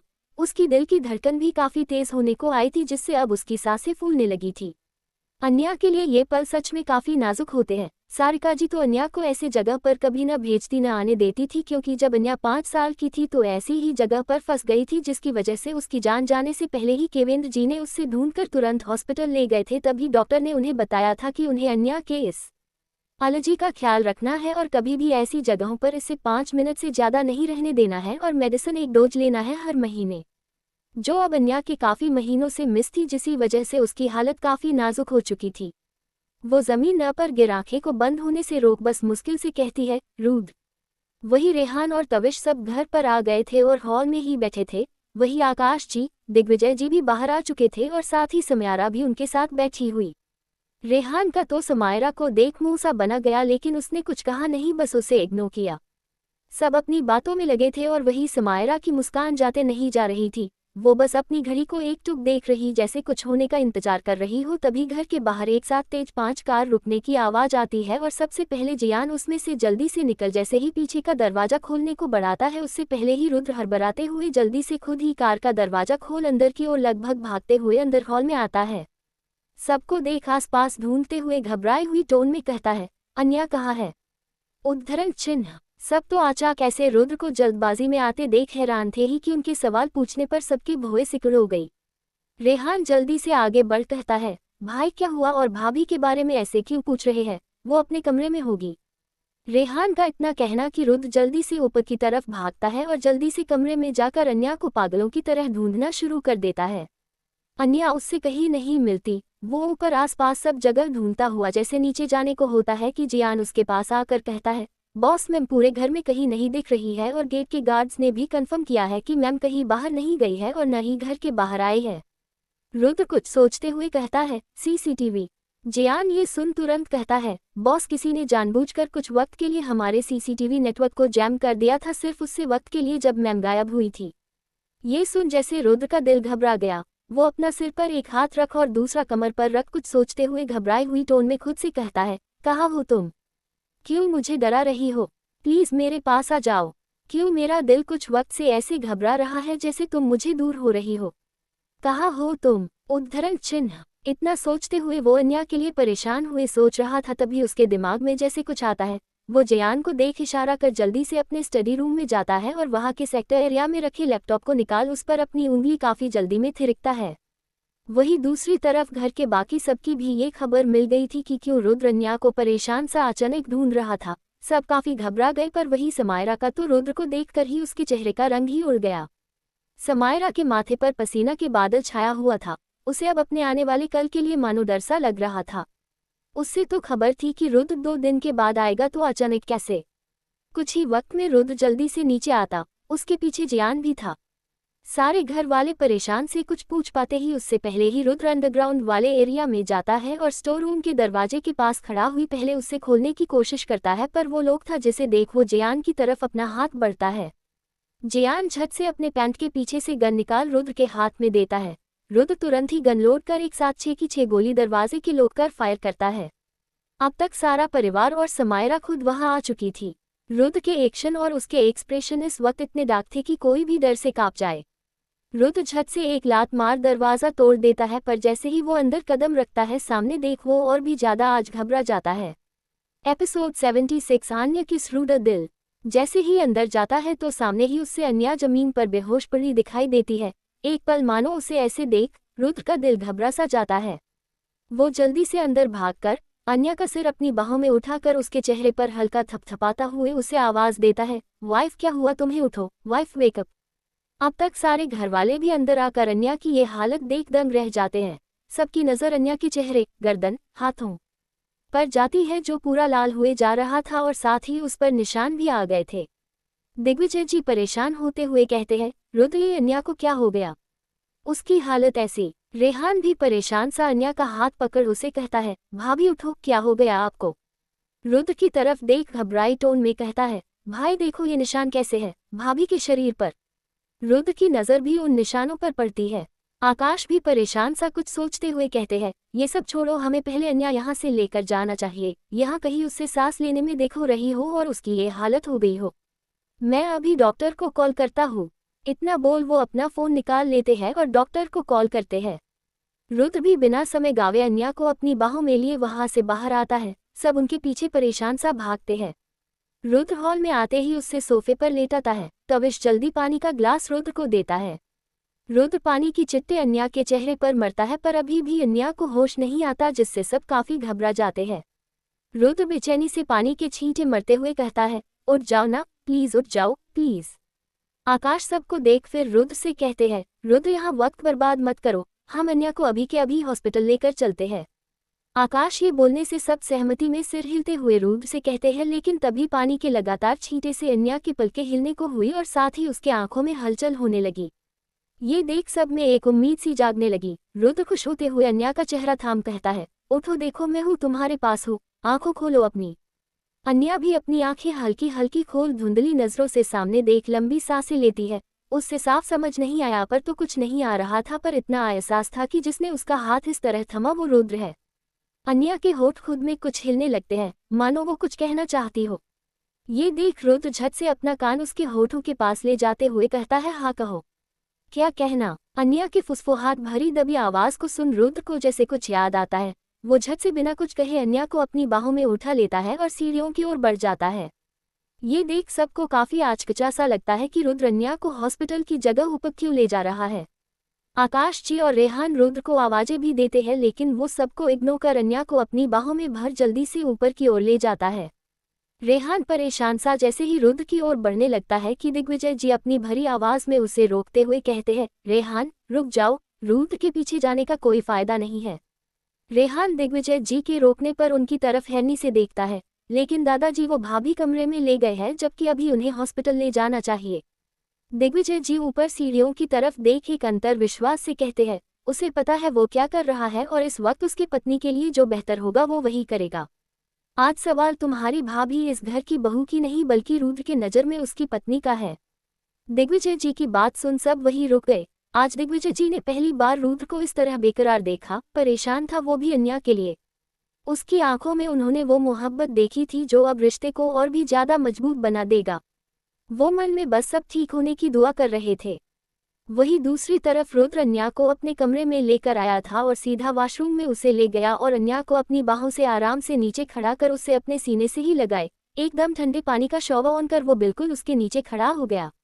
अन्या आंचल कितने ठंडे पानी के खुद पर गिरने से एकदम अंदर से कांप सी गई और रुद्र का शर्ट को पकड़ उसके सीने में मानो छुप सी जाती है। रुद्र ने भी अन्या को अपनी बाहों में भर रखा था। अन्या का शरीर अंदर से मानो जल सा रहा था गर्मी के कारण, और जब ठंडे पानी की बूंदें उसे बंधन को छू रही थी तो उसे अब बेहतर लगने लगा था। उसकी दिल की धड़कन भी काफी तेज थी, उसके होठ मानो आग में जल से रहे थे। कुछ देर वैसे ही रहने के बाद अन्या धीरे से अपनी अधखुली आंखें खोलने की कोशिश करते हुए अपना सिर उठाती है। रुद्र भी अन्या को हिलते हुए देख अपना सिर नीचे कर उसे देखने लगता है। दोनों इस वक्त शॉवर के नीचे भींग से रहे थे। अन्या की निगाहें रुद्र के आंखों से जा मिली और उससे होते हुए वो उसके नाक से होते हुए उसके होठों पर जा रुकी। रुद्र के माथे से होते हुए उसके आंखों से हुए उसके चेहरे को भीगा पानी की बूंद उसके होठों से पिशाल रही थी। अन्या बिना समय गवाए रुद्र की कॉलर काश कर पकड़ उससे हल्का नीचे कर खुद अपने टो पर खड़ी होकर उसके होठों के करीब बढ़ती है और धीरे से काफी हल्के से अपने होठों से उससे छूती है। अन्या को ये एहसास काफी अच्छा लग रहा था, उसके अंदर की हलचल जैसे और की मांग में मचल रही हो। रुद्र को तो समझ नहीं आता पहले ही अन्या क्या करना चाहती है, लेकिन उससे उसके होठों के हल्के स्पर्श से कुछ होने लगा था जैसे वो भी उसके प्यास में बैठा हो। रुद्र तो इस पल में मानो जम सा गया था। उसने कभी नहीं सोचा था कि अन्या कुछ ऐसा करेगी। उसका दिमाग मानो ब्लैक सा हो गया था इस फीलिंग को महसूस कर। उसके बॉडी में कोई हलचल नहीं थी सिवाय उसके दिल की धड़कनों के। वही अन्या रुद्र के होठों को सॉफ्टी चूमते हुए हल्की वाइल्ड होते जा रही थी। वो इस कदर खोसी गई कि उसने 2-3 बार उससे हल्का बाइट भी कर लिया, जिससे रुद्र के अंदर भी एक्साइटमेंट जागने से लगा था, पर उसने काफी हद तक खुद को रोक रखा था क्योंकि वो ऐसे एक बार फिर बिना अन्या की मर्जी के उसे हट नहीं कर सकता था। इस वक्त अन्या अपने पूरे होश में नहीं थी, वो बस सिर्फ अपने अंदर की जल को कम करने के लिए रुद्र का सहारा ले रही थी। एपिसोड 77 रुद्र का दर। अन्या और रुद्र ठंडे पानी के शॉवर के नीचे खड़े एक दूसरे के प्यार में भीग रहे थे। अन्या लगातार रुद्र के होठों को काफी पैशन में बस चूमे है जा रही थी, जिससे अब रुद्र का भी सब्र मानो टूट रहा था। वही अन्या रुद्र में हलचल न देख अचानक ही रुक जाती है और उसे हल्का से दूर हुए अपनी आंखें धीरे से खोल काफी कशिश से उससे देखती है, मानो अपने प्यार के बदले उसे कुछ मांग रही हो। अन्या के रुकने पर रुद्र कुछ न खुश हुए अपनी आंखें खोल जब अन्या की आंखों में देखा है तो उसके अंदर की कशिश को मानो उसका जुनून मिल गया हो। दोनों के चेहरे इस कदर पास थे कि दोनों की बढ़ती सांसों की एक दूसरे के प्यार में घुल से रहे थे। साथ ही उनके नाक एक दूसरे से टकराते हुए उन्हें एक प्यार सा एहसास दिए जा रहे थे। अन्या आज मानो रुद्र की ठंडी बॉडी से पूरी तरफ लिपटने को बेकार थी, तभी रुद्र अपना आपा खोते हुए झट से अन्या की कमर को पकड़ दीवार से सटा और उसके नाजुक सी गर्दन को थाम उससे और अपने करीब कर लेता है और एक बार अन्या के आंखों में देखते हुए उसके माथे की ओर बढ़ते हुए काफी प्यार से चूम लेता है, जिससे अन्या की आंखें खुद ब खुद सुकून लिए बंद हो जाती है। वो जिस एहसास को पाने के लिए तपसी रही वो एहसास महसूस होते हुए उससे तनबदन में मानो गुदगुदी सी होनी। रुद्र धीरे धीरे काफी शिद्दत से उसके दोनों आंखों को प्यार से चूम कर उसके दोनों गालों को काफी एहसास लिए अपने गालों से छूते हुए अपने लिबों से महसूस करता है और साथ ही रुद्र के उंगलियां लगातार उसके गर्दन को सहलासी रही थी। दोनों इस एहसास में मानो आज डूब जाना चाहते थे। अन्या का एक हाथ रुद्र के कॉलर को पकड़ा था तो दूसरा उसके बालों में धीरे धीरे थिराने से लगा था। कुछ पल में रुद्र उसके होठों को छोड़ उसकी आंखों में खुद के लिए एहसास तलाशने के लिए थोड़ा दूर हटता, पर अन्या मानो उस पल के बाद अपनी आंखें नहीं खोलना चाहती हो, वो बस यूं ही बंद किए अब भी रुद्र को महसूस करना चाहती हो। रुद्र ये देख धीरे धीरे उसके कानों के करीब बढ़ काफी सरगोशी हुए फुसफुसता है, वाइफ। अन्या को पुकारते हुए रुद्र उसके साइड में गर्दन पर हल्के चूम सा लेता है। अन्या पूरी कांप सी गई। रुद्र अन्या में पूरी तरह से चिपका था, जिसकी वजह से उस कपकपाहट का एहसास उसे भी हुआ। तब जाकर ध्यान आया कि वो दोनों काफी वक्त से उस ठंडे पानी के नीचे खड़े थे। वैसे ठंडे पानी या ठंडी जगह अन्या के एलर्जी के लिए बेहतर था, जिस बात का पता एक बार बातों ही बातों में अन्या ने रुद्र से कहा था, इसलिए वो बिना वक्त गवाए अन्या को बाथरूम में लेकर आया। अब तक काफी हद तक अन्या के बॉडी से रेडनेस चली गई थी, पर इतने ठंड में रहने से कहीं अन्या को जुकाम या बुखार हो जाए, इस डर से रुद्र जल्दी से शावर ऑफ कर देता है और उसे थोड़ा अलग हुए अपना हाथ बढ़ा अन्या को एक टॉवल से रैप कर देता है। अन्या अब अपनी धीरे धीरे आंखें खोल रुद्र को देखती है। उसकी परवाह देख बस हल्का सा मुस्कुरा देती है। रुद्र अन्या की फिक्र करते हुए उसे कहता है, तुम जल्दी से कपड़े चेंज कर लो वरना बीमार पड़े जाओगी। इतना बोल वो अन्या की तरफ टॉवल बढ़ा। जैसे ही दूर होने को होता है कि अन्या जो अब तक रुद्र और दीवार के सहारे ही खड़ी था, अन्या एक बार फिर लड़खड़ा सी गई, पर रुद्र ने जल्दी ही उसे अपनी बाहों में संभाल उसकी तरफ देखता है। अन्या की आंखें हल्की सी खुली थी, इसका मतलब वो बेहोशी के आगोश में जाने को थी। ये देख रुद्र को अन्या की फिक्र होने सी लगी, क्योंकि एलर्जी के निशान खत्म हो गए और साथ ही उसकी सांसें भी स्टेबल हो गया, पर उसकी हालत अब भी कुछ ठीक नहीं थी। अब पर अन्या इस हालत में नहीं थी कि वो अपने कपड़े चेंज कर सके, और रुद्र इस बात के लिए तैयार नहीं था कि कहीं अन्या उसे गलत न समझे। वो एक नज़र अन्या को देख जैसे खुद में ही फैसला करता है क्या उसके लिए इस वक्त सबसे ज़्यादा जरूरी क्या है। फिर रुद्र गहरी सांस भर धीरे से अपना हाथ अन्या के कंधे पर ले जाता है और ध्यान से उसका टक की साड़ी को निकलता है। अन्या को रुद्र के कपड़े बदलने का होश तो था, लेकिन वो इस हालत में खुद को महसूस नहीं कर रही थी कि वो खुद अपने चेंज कर सके, इसलिए हालत के आगे वो चुपचाप अपनी आंखें बंद कर लेती है और रुद्र पे भरोसा करती है। रुद्र काफी ध्यान उसके एक एक कपड़े को उसके बॉडी से अलग कर टॉवल से उससे अच्छे से कवर कर बाहर ले जाता है और काफी ध्यान से बेड पर लेटा कर उससे अच्छे से ब्लैंकेट से कवर करता है और प्यार से उसके माथे को चूम कर जल्दी से खुद भी अपने कपड़े बदलने के लिए वॉशरूम में चला जाता है। जाते जाते रुद्र ने जियान को फोन कर एक लेडी डॉक्टर को बुलाने को कह दिया था। रुद्र अपने कपड़े चेंज कर एक टॉवल लिए अन्या के पास आता है और उसके पास बैठ उसके चेहरे, बालों, हाथों को अच्छे से पोंछते हुए बस एकटक उसका चेहरा ताकते रहता है। कुछ वक्त में डॉक्टर भी आ जाती है। रुद्र उससे बाहर ही रुकने का बोल खुद डॉक्टर को अंदर ले जाता है अन्या के चेकअप के लिए।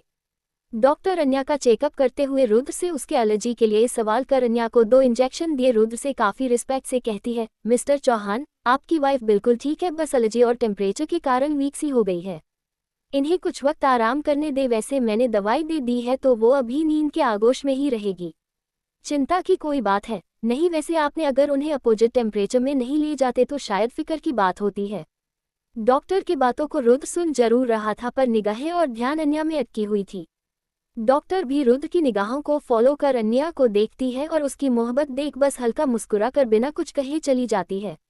कमरे के बाहर जियान डॉक्टर का ही वेट कर रहा था, तो वो उनके आने के बाद उनसे बाहर ले जाकर छोड़ता है। तभी जियान के फोन पर एक मैसेज आता है, जिससे देख जियान के आंखों में एक शैतानी मुस्कान आ जाती है। वो जल्दी से अपने कदम वापस घर के अंदर बढ़ा देता है।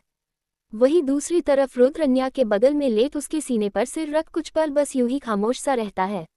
रुद्र का अन्या के लिए दिल घबराने से लेकर उसका घर में कहीं ना मिलना और साथ ही उसकी वो नाजुक हालत में देख उसके दिल पर क्या बीती थी ये शायद ही उसके अलावा कोई जानता होगा। एक पल में मानो रुद्र को ऐसा कि वो जीना भूल गया, उसकी सांसें थम सी गई हो। वो बयां नहीं करता, पर अब उसका दिल सबसे ज्यादा घबराता है अन्या के लिए, जैसे उसके दिल के अंदर एक कोने में अब भी एक डर सा समाया हुआ हो कि अगर अन्या उससे दूर हो गई तो क्या ये रुद्र राय चौहान जी पाएगा। वो उसके बिना अब सांस लेना भी नहीं चाहता था। यही सब सोच रुद्र अपनी नम पर चुकी आंखें उठाकर अन्या को देखते हुए अपना सिर उसके सिर से टीका कर नम आवाज में कहता है, sorry, I am so sorry, मुझे तुम्हें छोड़कर जाना ही नहीं चाहिए था। सब मेरी गलती है, तुम्हारी इस हालत का जिम्मेदार भी मैं हूँ। मैंने तुम्हें अपना नाम दे पर तुमसे खुद को जोड़ा जरूर, पर यह भूल गया कि नाम के साथ मिलने वाला खतरा तुम्हें सूद के तौर पर भी मिल जाएगा। पर मैं तुमसे वादा करता हूँ, आज के बाद अगर तुम्हें कोई छू भी पाया या सोचा भी तो मैं उसकी दुनिया तबाह कर दूंगा। वादा। इतना बोल रुद्र अन्या के माथे को चूम कर उससे अपने सीने से लगा लेता है। सुबह का वक्त। सबको अन्या के ठीक होने की खबर रात को ही मिल चुकी थी, इसलिए सब कुछ शांत थे। रुद्र ने किसको भी अन्या से इस वक्त मिलने को माना किया था, इसलिए सब बेसब्री से रुद्र का अन्या के कमरे से बाहर आने का इंतजार कर रहे थे। आकाश जी बाहर हॉल में बैठे थे कि तभी दिग्विजय जी अपने कमरे से और रेहान सीढ़ियों से नीचे आता हुए उनके साथ सोफे पर बैठे हैं। रेहान ऊपर की तरफ देख परेशान स्वर में कहता है, डैड भाभी कैसी है? भाई से बात हुई क्या आपकी? आकाश जी न में सिर हिलते हैं तो सब अफसोस में सिर हिलाते हैं। दिग्विजय जी काफी दुखी स्वर में कहते हैं, बेचारी अन्या न जाने क्या हो गया है, कुछ न कुछ उसके साथ होते ही रहता है। आने दो रुद्र, में पंडित से बात कर हम सब अन्या के लिए पूजा करवाएंगे। उसकी बात सुन बस सहमति में सिर हिलाते हैं। नौकर सबको चाय सर्वकर दिग्विजय जी को पेपर देता है। दिग्विजय जी को नजर जैसे ही पेपर के फ्रंट पेज पर पड़ती है कि उन्हें तो होश ही उड़ जाते हैं। वो आचार्य से कहते हैं, ये कब हुआ? आकाश अपने पिता के चेहरे के भाव देख असमंजस में कहते हैं, क्या हुआ डैड? सब ठीक है। दिग्विजय जी आकाश जी की तरफ पेपर बढ़ते हुए कहते हैं, देखो न्यूज में क्या आया है। एपिसोड 78 अन्य कंफ्यूज अबाउट रूडर फीलिंग। सुबह का वक्त। अन्या की धीरे धीरे खुलती है तो सबसे पहले उसकी निगाहें सीलिंग पर पड़ती है। अन्या अपनी पलकें झपकते हुए कुछ शांत सांसें भरती है, तभी उसके जेहन कल रात हुई वाकया फ्लैश होने लगती है। कैसे वो अचानक ही स्टोर रूम में बंद हो गई और साथ ही अपनी एलर्जी के वजह से जिंदगी और मौत के कगार हो गई। फिर जब उसकी हल्की आंखें खुली तो एक काफी जाना पहचाना एहसास खुद के करीब महसूस किया। फिर वो रुद्र की बाहों में ठंडे पानी में भीगना और साथ ही उसका योग खुद आगे बढ़कर रुद्र को इस कदर किस करना, ये सब याद आते ही अन्या कुछ शर्मा सी गई। उसके गाल लाल होने को हुए तभी उसे अपनी बॉडी में कुछ भरी सा महसूस होता है, जिससे वो एक साइड से हिल तक नहीं पा रही थी और साथ ही अपने गर्दन पर हलचल मचाने वाली सांसें महसूस कर वो कुछ चम सी जाती है, क्योंकि रुद्र बिल्कुल उससे चिपक कर सो रहा था। उसका भरी बॉडी के नीचे अन्या का आधा शरीर दबा हुआ था और उसका चेहरा उसके गर्दन में छुपा हुआ सा था। बेचारी अन्या इस दिल धड़का देने वाली फीलिंग में खुद को समेत खुद को काबू किए हुए थे। रुद्र का इतना करीब आना उसके लिए काफी मुश्किल सा था। उसकी धड़कन तो इस कदर बढ़ गई कि उसकी सांसें भी कुछ तेज हो गई। तभी इस हल्की सी हलचल से रुद्र की आंखें खुल सी गई। वो धीरे से अपना सिर उठाकर अन्या को देखता है, जो अपनी सांसों को काबू करने की कोशिश कर रही थी। रुद्र उसकी तरफ देख प्यार से उसके गालों पर हाथ फेर कहता है, उठ गई, अब तुम कैसा फील कर रही हो? अन्या उसका सवाल सुन एक टक उसकी आंखों में देखने लगती है। कुछ था आज उन आंखों में जो अन्या की सुध-बुध खोने पर मजबूर कर रहा था उसे। वो बस खोए हुए अंदाज में कहती है, अच्छा।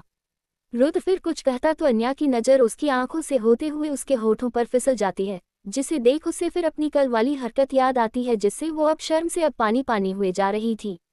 वो अपनी नज़रें इधर उधर कर जल्दी से कहती है, आप उठे ज़रा ताकि मैं उठ सकूं, मुझे नीचे भी जाना है।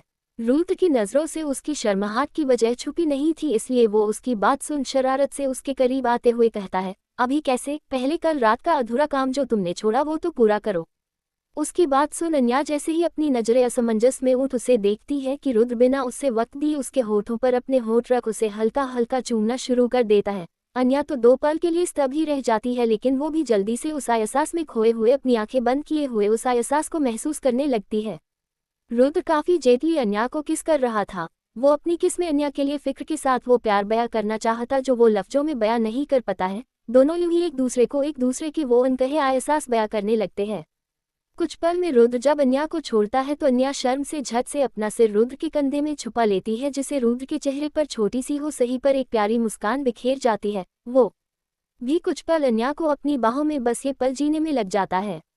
कुछ देर में अन्या उठना चाहती है कि रुद्र उसे वापस से बेड पर लेटाते हुए प्यार से उसके सिर को सहलाकर कहता है, नो नो, तुम उठ नहीं सकती, डॉक्टर ने तुम्हें आराम करने को कहा है, इसलिए आज तुम सिर्फ आराम करोगी। ये सुन अन्या बेचारा सा मुंह बनाकर कहती है, पर बाकी सबका नाश्ता और दादाजी दवाएं और डैड का वो इतना ही बोलती है कि रुद्र झट से उसके होठों पर अपनी उंगली रखते हुए कहता है, शुश, सब मैनेज हो जाएगा, घर में इतने सारे नौकर हैं ये सारे कामों के, तुम बस आज आराम करोगी, उसके सिवा कुछ नहीं। मैंने कह दिया, इसके आगे मैं कुछ नहीं सुनूंगा। रुद्र के ऐसे बोलने पर अन्या खामोश सा बस अपना चेहरा नीचे कर लेती है। रुद्र उसकी उदासी देख खुद को नॉर्मल कर प्यार से उसका चीन अपने उंगली से उठते हुए शरारत से कहता है, वैसे एक काम कर सकती हो। अन्या अपनी निगाहें उठा उसे देखती है तो रुद्र उसके करीब आए धीरे से सरगोशी किए कहता है, वकल का काम जो अधूरा था वो। इतना बोल रुद्र जैसे करीब बढ़ता है कि अन्या उसकी बातों इशारा समझ झट से उसे धक्का देते हुए खुद को ब्लैंकेट से कवर किए कहती है, नहीं नहीं, कुछ पूरा नहीं करना, मुझे अभी बस आराम करना है, गुड नाइट।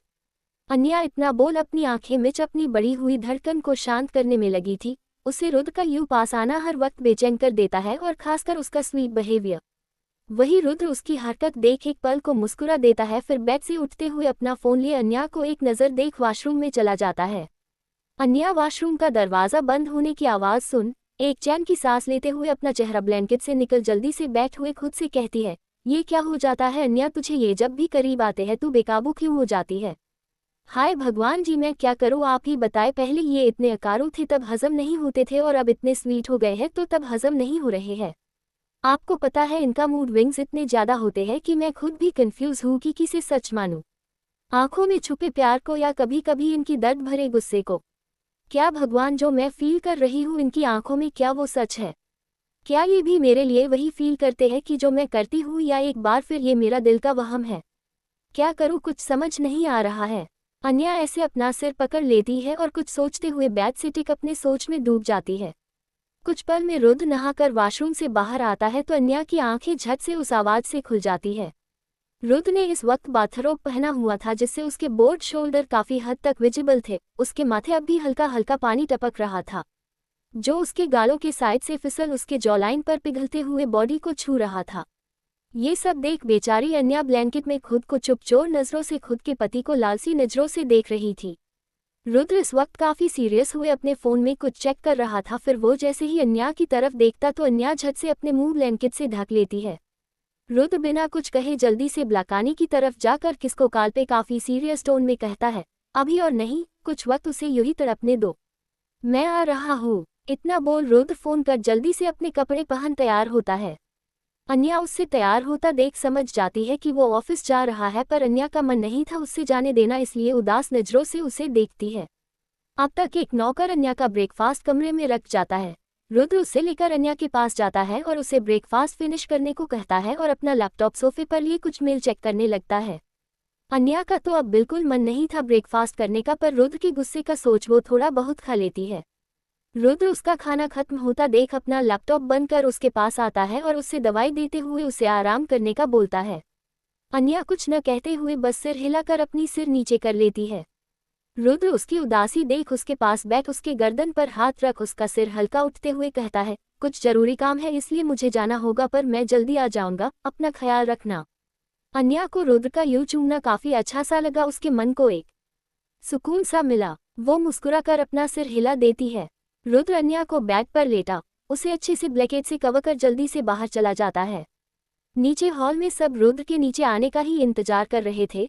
सबके चेहरे के भाव इस वक्त कुछ अजीब से थे जब से उन्होंने न्यूज पढ़ा था। मेहरा परिवार रातों रात सड़क पर आ गया था।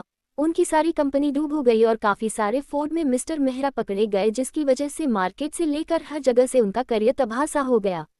वो इस वक्त जेल में थे जहां से अब जिंदगी भर बचने की कोई उम्मीद नहीं थी, और साथ ही सबसे शौकन खबर था कि समायरा मिस्टर मेहरा की बेटी कल रात से लापता है, और साथ ही उस पर भी काफी सारे कैसे हो रखे थे। वो भी अपने डैड के साथ फ्रॉड में शामिल थी और 3 खून के भी इल्जाम उस पर लग चुके थे। पहले उस नौकर का जो रुद्र के घर में काम करता था और अन्या को वहां लॉक किया था, दूसरा उस वेटर का जो रुद्र को नशे की हालत में कमरे में ले गया, और तीसरा 3 साल पहले का था जब रुद्र पर पहली बार ड्रग्स का यूज हुआ था। पुलिस को जोरों शोरों से समायरा की तलाश थी, पर वो कहीं मिल ही नहीं रही थी। एक पल में ही ऐसी तबाही आई कि मेहरा परिवार का मानो नाम निशान मिटने को आया था। दिग्विजय जी को तो बिलीव नहीं हो रहा था कि समायरा कुछ ऐसा कर सकती है। वो तो कितनी भोली बने उसके सामने रहती थी, और वो खून जैसा काम, और कल रात ही तो उनकी समायरा से मुलाकात हुई, तब भी उन्हें ऐसा कुछ नहीं लगा। वो यही सारी बातें लिए कुछ परेशान थे, तभी रुद्र की कदमों की आहट सुन सब सीढ़ियों की ओर देखते हैं। रुद्र सामने देख सबके हाव भाव देख समझ जाता है कि क्या बात है। वो सबके बीच जाता है कि आकाश आगे बढ़ कहते हैं, रुद्र अन्या कैसी है अब? रुद्र शांति से उनकी तरफ बिना देखे ही कहता है, अब ठीक है, बस डॉक्टर के सजेशन पर उसे आराम करने को कहा है, इसलिए उसे कोई डिस्टर्ब न करे। इतना बोल रुद्र जाने को हुआ कि दिग्विजय जी अपनी जगह से खड़ा होकर उसकी तरफ कुछ परेशान स्वर में कहते हैं, रुद्र तुमने न्यूज देखी मेहरा परिवार के बारे में और समायरा? वो इतना ही कहते हैं कि रुद्र काफी बेपरवाही से कहता है, जो जिसके काबिल होता है उससे वही मिलता है। हर बात को लिए हम नहीं बैठ सकते दादाजी, इसलिए बेहतर होगा कि आप इस बारे में न सोचे ज्यादा। मैं चलता हूँ। इतना बोल रुद्र तेज कदमों से वहां से बाहर चला गया। दिग्विजय जी उसके हाव भाव देख उन्हें कहीं न कहीं इसमें रुद्र का ही हाथ लग रहा था, पर सवाल उनके मन में था कि आखिर क्यों। मेहरा परिवार से भी उनकी अच्छी दोस्ती थी और पुराना रिश्ता भी, जिस वजह से ही दिग्विजय जी को कुछ अटपटा सा लग रहा था। आकाश जी को इन सब से कोई मतलब नहीं था, क्योंकि वो ये सब 25 साल पहले ही छोड़ दिए थे, और रेहान उसे तो बस समायरा की बर्बादी का सुन मजा आ रहा था, क्योंकि उससे शुरू से समायरा कुछ खास पसंद नहीं थी, और जब से उसने अन्या की इंसल्ट की तब से कुछ ज्यादा ही। एपिसोड 79 आन्य के सवाल। शहर से दूर एक सुनसान एरिया में एक साथ 3 ब्लैक रंग की बिल्कुल एक जैसी कार रुकती है। बाहर से कोई भी उस कार को देख अंदाजा नहीं लगा सकता कि उसके अंदर कौन है। तभी 1 मिनट के बाद उस पहली कार का दरवाजा खुलता है और उसमें से जियान बाहर निकलता है। आसपास सिर्फ घना जंगल था, इसलिए वहां दिन में भी अंधेरा जैसा लग रहा था। जियान अपनी घड़ी में एक वक्त देखते हुए आसपास चेक करता है, फिर बाकी सारे कार को देख बाहर आने का इशारा करता है। कार में से 4-5 बॉडीगार्ड निकलते हैं और चारों तरह जंगल में फैल जाते हैं। जियान अपने पीछे का दरवाजा खोल खड़ा हो जाता है। उसमें से रुद्र बाहर निकलता है और जियान को कुछ इशारा करते हुए आगे बढ़ जाता है। रुद्र जियान कुछ दूर आगे बढ़ते हैं और एक पेड़ की झाड़ी को हटाते हैं, जहां से एक खुफिया रास्ता निकलता जो उन्हें एक सीक्रेट जगह की ओर ले जाते हैं। कुछ दूर चलने के बाद वहां उजाला होने लगा और वहां काफी सारे कमरे थे। जियान रुद्र को एक जेल जैसी जगह पर ले जाता है, जहां लोग रुद्र के कैद में थे। रुद्र एक सेल में एंटर करता है तो सामने एक लड़की कमरे के बीचों बीच बंधी होती है। उसके हाथ तो बंधे होते हैं। उसे देख साफ पता चल रहा था कि उसकी हालत काफी बुरी है और शायद मन ही मन अपनी मौत की दुआ भी मांग रही होगी। रुद्र सामने खड़ा अपने आदमियों को कुछ इशारा करता है तो एक आदमी एक बटन प्रेस करता है, जिससे उस लड़की के पैरों पर एसिड गिरने लगता है। वो लड़की दर्द से चीखते हुए अपना सिर ऊपर उठा लेती है। वो लड़की और कोई नहीं समायरा थी। आज रुद्र ने उसका वो हाल कर दिया था जो उसके जीने पर भी सवाल उठा रहा था।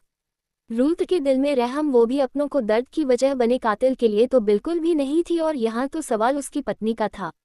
रुद्र ने अपने घर में सीक्रेट कैमरा भी लगा रखे थे, जिसका पता घर पर किसको नहीं था, जिस वजह से वो वक्त रहते अन्या को ढूंढ पाया। और साथ ही ये बात भी उससे पता चला सबके पीछे समायरा थी और वो नौकर जिससे समायरा ने पैसों का हवाला कर अन्या को उस जगह भेजा और बंद किया था। रुद्र ने उस वक्त तो कुछ नहीं किया, लेकिन अब वो समायरा को छोड़ने वाला नहीं था। समायरा तो रुद्र डर चुकी थी, इसलिए वो उस नौकर को भागने का कह खुद भी देश छोड़ जाना चाहती थी, पर रुद्र की नज़र से वो बच नहीं पाई। कुछ वक्त पहले रुद्र को समायरा के ड्रग्स कांड का भी अंदाजा हो गया था, लेकिन खुद पे आई तकलीफ तो रुद्र एक पल माफ भी कर देता, लेकिन अन्या की जान से खेलने वाले वो कभी माफ नहीं कर सकता। उसने ही रातों रात सब तबाह कर दिया था, उसके परिवार की हस्ती भी। वो चाहता तो समायरा को पुलिस के हवाले कर सकता था या उससे एक पल में ही जान से मार सकता था, लेकिन वो ऐसा करने वाला था। वो अब समायरा को उसके अंतिम सांस तक तड़प भरी मौत देना चाहता था। समायरा अपनी दर्द भरी चीख और आंसुओं से लावा लब चेहरे के साथ सामने देखती है तो उससे रुद्र काफी गुस्से में उसे घूरता हुआ नजर आता है। समायरा जानती थी उससे गुनाहों की सजा मिल रही थी। वो रुद्र को देख और डर सी जाती है, इतना कि से माफी भी नहीं मान पाती। रुद्र बस उसे वैसे ही तड़पता देखना चाहता था जैसे अन्या तड़प रही होगी। फिर रुद्र वहां से चला जाता है और एक ऑफिस बने केबिन के अंदर जाता है और चेयर से सिर टिका अपनी आंखें बंद कर लेता है और एक इशारा करता है। तभी सामने खड़ा आदमी बोलना शुरू करता है, बॉस आपने सही कहा था कि समायरा से ये काम किसी और से करवाया था, क्योंकि मैडम की कमजोरी उसे पता नहीं थी। ये बात उसे उसी दिन दोपहर में पता चली और साथ ही इस प्लान के आइडिया भी उस शख्स का था। समायरा नहीं जानती थी, वो बस मैडम से बदला लेने के लिए आतुर थी, इसलिए वो बिना सोचे समझे उस शख्स की बात मान बैठी। वही आदमी आज आपका पीछा कर रहा था ताकि वो समायरा तक पहुंच उसे बचा सके, लेकिन वक्त रहते आपको इसकी भनक लग गई और वो पकड़ी गई। वो आदमी काफी तेज है, उसका मकसद सिर्फ आपको तकलीफ पहुंचना है, चाहे बिजनेस में हो या परिवार में। हमने काफी कोशिश की लेकिन अब तक हम उन्हें ट्रेस नहीं कर पाए। इतना बोल वो अपना सिर उठा लेता है तो जियान उससे जाने का इशारा करता है। वो चुपचाप वहां से निकल जाता है। अब कमरे में सिर्फ जियान और रुद्र थे। रुद्र अब भी अपनी आंखें बंद किए बैठा था, वो कुछ गहरी सोच में डूबा था। जियान चुपचाप खड़ा रुद्र के कुछ बोलने का इंतजार करता है। करीब आधे घंटे के बाद रुद्र एक गहरी आवाज में कहता है, सिराव। ये नाम सुन जियान के जैसे कान हो खड़े हो गए। वो शॉकिंगली रुद्र को देखता है। रुद्र अपनी आंखें खोल जियान को देख एक रहस्य अंदाज लिए कहता है, ये चूहे बिल्ली का अंदाज अब तक उसके अंदर से गया नहीं। अच्छा है, वो खेलना चाहता है तो अब वैसा ही होगा, खेल होगा, लेकिन चूहे के फिराक में नहीं बल्कि शेर के दहाड़ में। इतना बोल रुद्र अपने जगह से खड़ा हो जियान को चलने का इशारा करता है। जियान रुद्र की बातों की हर गंभीरता से वाकिफ था, इसलिए वो जानता था कि अब क्या होने वाला है। वो भी रुद्र के पीछा चला जाता है। रुद्र जल्दी से घर वापस लौट आता है। जब वो कमरे में आता है तो अन्या अब तक उसे सोते हुए नजर आती है। वो धीरे से चल अन्या के पास आते हुए उसके माथे पर हाथ फेर उसके माथे पर किस करता है, फिर सोफे पर अपना लैपटॉप लिए बैठ जाता है। अन्या की नींद जब कुछ पल में खुलती है तो सबसे पहले उसकी नज़र सामने रुद्र पर जाती है, जो अपने काम में काफ़ी बिजी था। उसका सीरियस चेहरा इस वक्त अन्या को इतना अट्रैक्टिव लग रहा था कि वो उसे देखते देखते शर्मा कर मुस्कुरा देती है। तभी उसके कानों में रुद्र की आवाज़ पड़ती है, अगर मुझे देख मन भर गया हो तो फ्रेश हो जाओ, तुम्हें खाना खाकर दवाई भी लेनी है। उसकी बात सुन तो अन्या जैसे हड़बड़ा सी जाती है। उसे नहीं लगा था कि रुद्र को पता है कि वो उससे स्टेयर कर रही है। वो जल्दी से उठ वॉशरूम में हड़बड़ाते हुए भागते हुए कहती है, नहीं नहीं ऐसा कुछ नहीं है, मैं नहीं देख रही थी आपको। इतना बोल अन्या वॉशरूम में भाग जाती है। रुद्र मुस्कुरा उठता है, फिर दोबारा अपने काम में लग जाता है। रुद्र अन्या को खिलाकर उससे दवाई दिए वापस से अपने काम में लग जाता है। अन्या को उठने की इजाज़त नहीं थी, इसलिए वो बेड पर बैठे बैठे अब बोर हो चुकी थी। उसकी नज़र बार बार रुद्र पर चली जाती, जिससे अपने काम की धुन में जैसे कुछ याद ही नहीं होता। अन्या बार बार उसे देख अपने वही सवाल दोहराती है, क्या रुद्र की आंखों में दिख रही फीलिंग्स को प्यार माने या एक परवाह का नाम देकर छोड़ दे। शादी के बाद अब सब वैसा नहीं रहा जैसे उस कॉन्ट्रैक्ट को साइन करते हुए था। अन्या तो बस उस वक्त इस रिश्ते को मजबूरी में निभा रही थी, लेकिन सब बदल सा गया। अन्या के दिल में रुद्र के लिए बेपनाह मोहब्बत है, लेकिन रुद्र के दिल में क्या था इस बात से अन्या अब तक अनजान है। वो तो उसके लिए एक बंद किताब जैसा था, पढ़ने के लिए उसे काफ़ी मेहनत करनी पड़ती थी। उसके दिल को रुद्र के इकरार का इंतजार था। अन्या ऐसी सोच में डूब बस रुद्र ताक रही थी कि तभी उसका फ़ोन वाइब्रेट करता है। अन्या अपना फ़ोन उठा जब चेक करती है तो उसमें एक मैसेज आया होता है, आई एम कमिंग सून। ये पर अन्या हल्का मुस्कुरा रिप्लाई देते हुए कहती है, आई एम वेटिंग।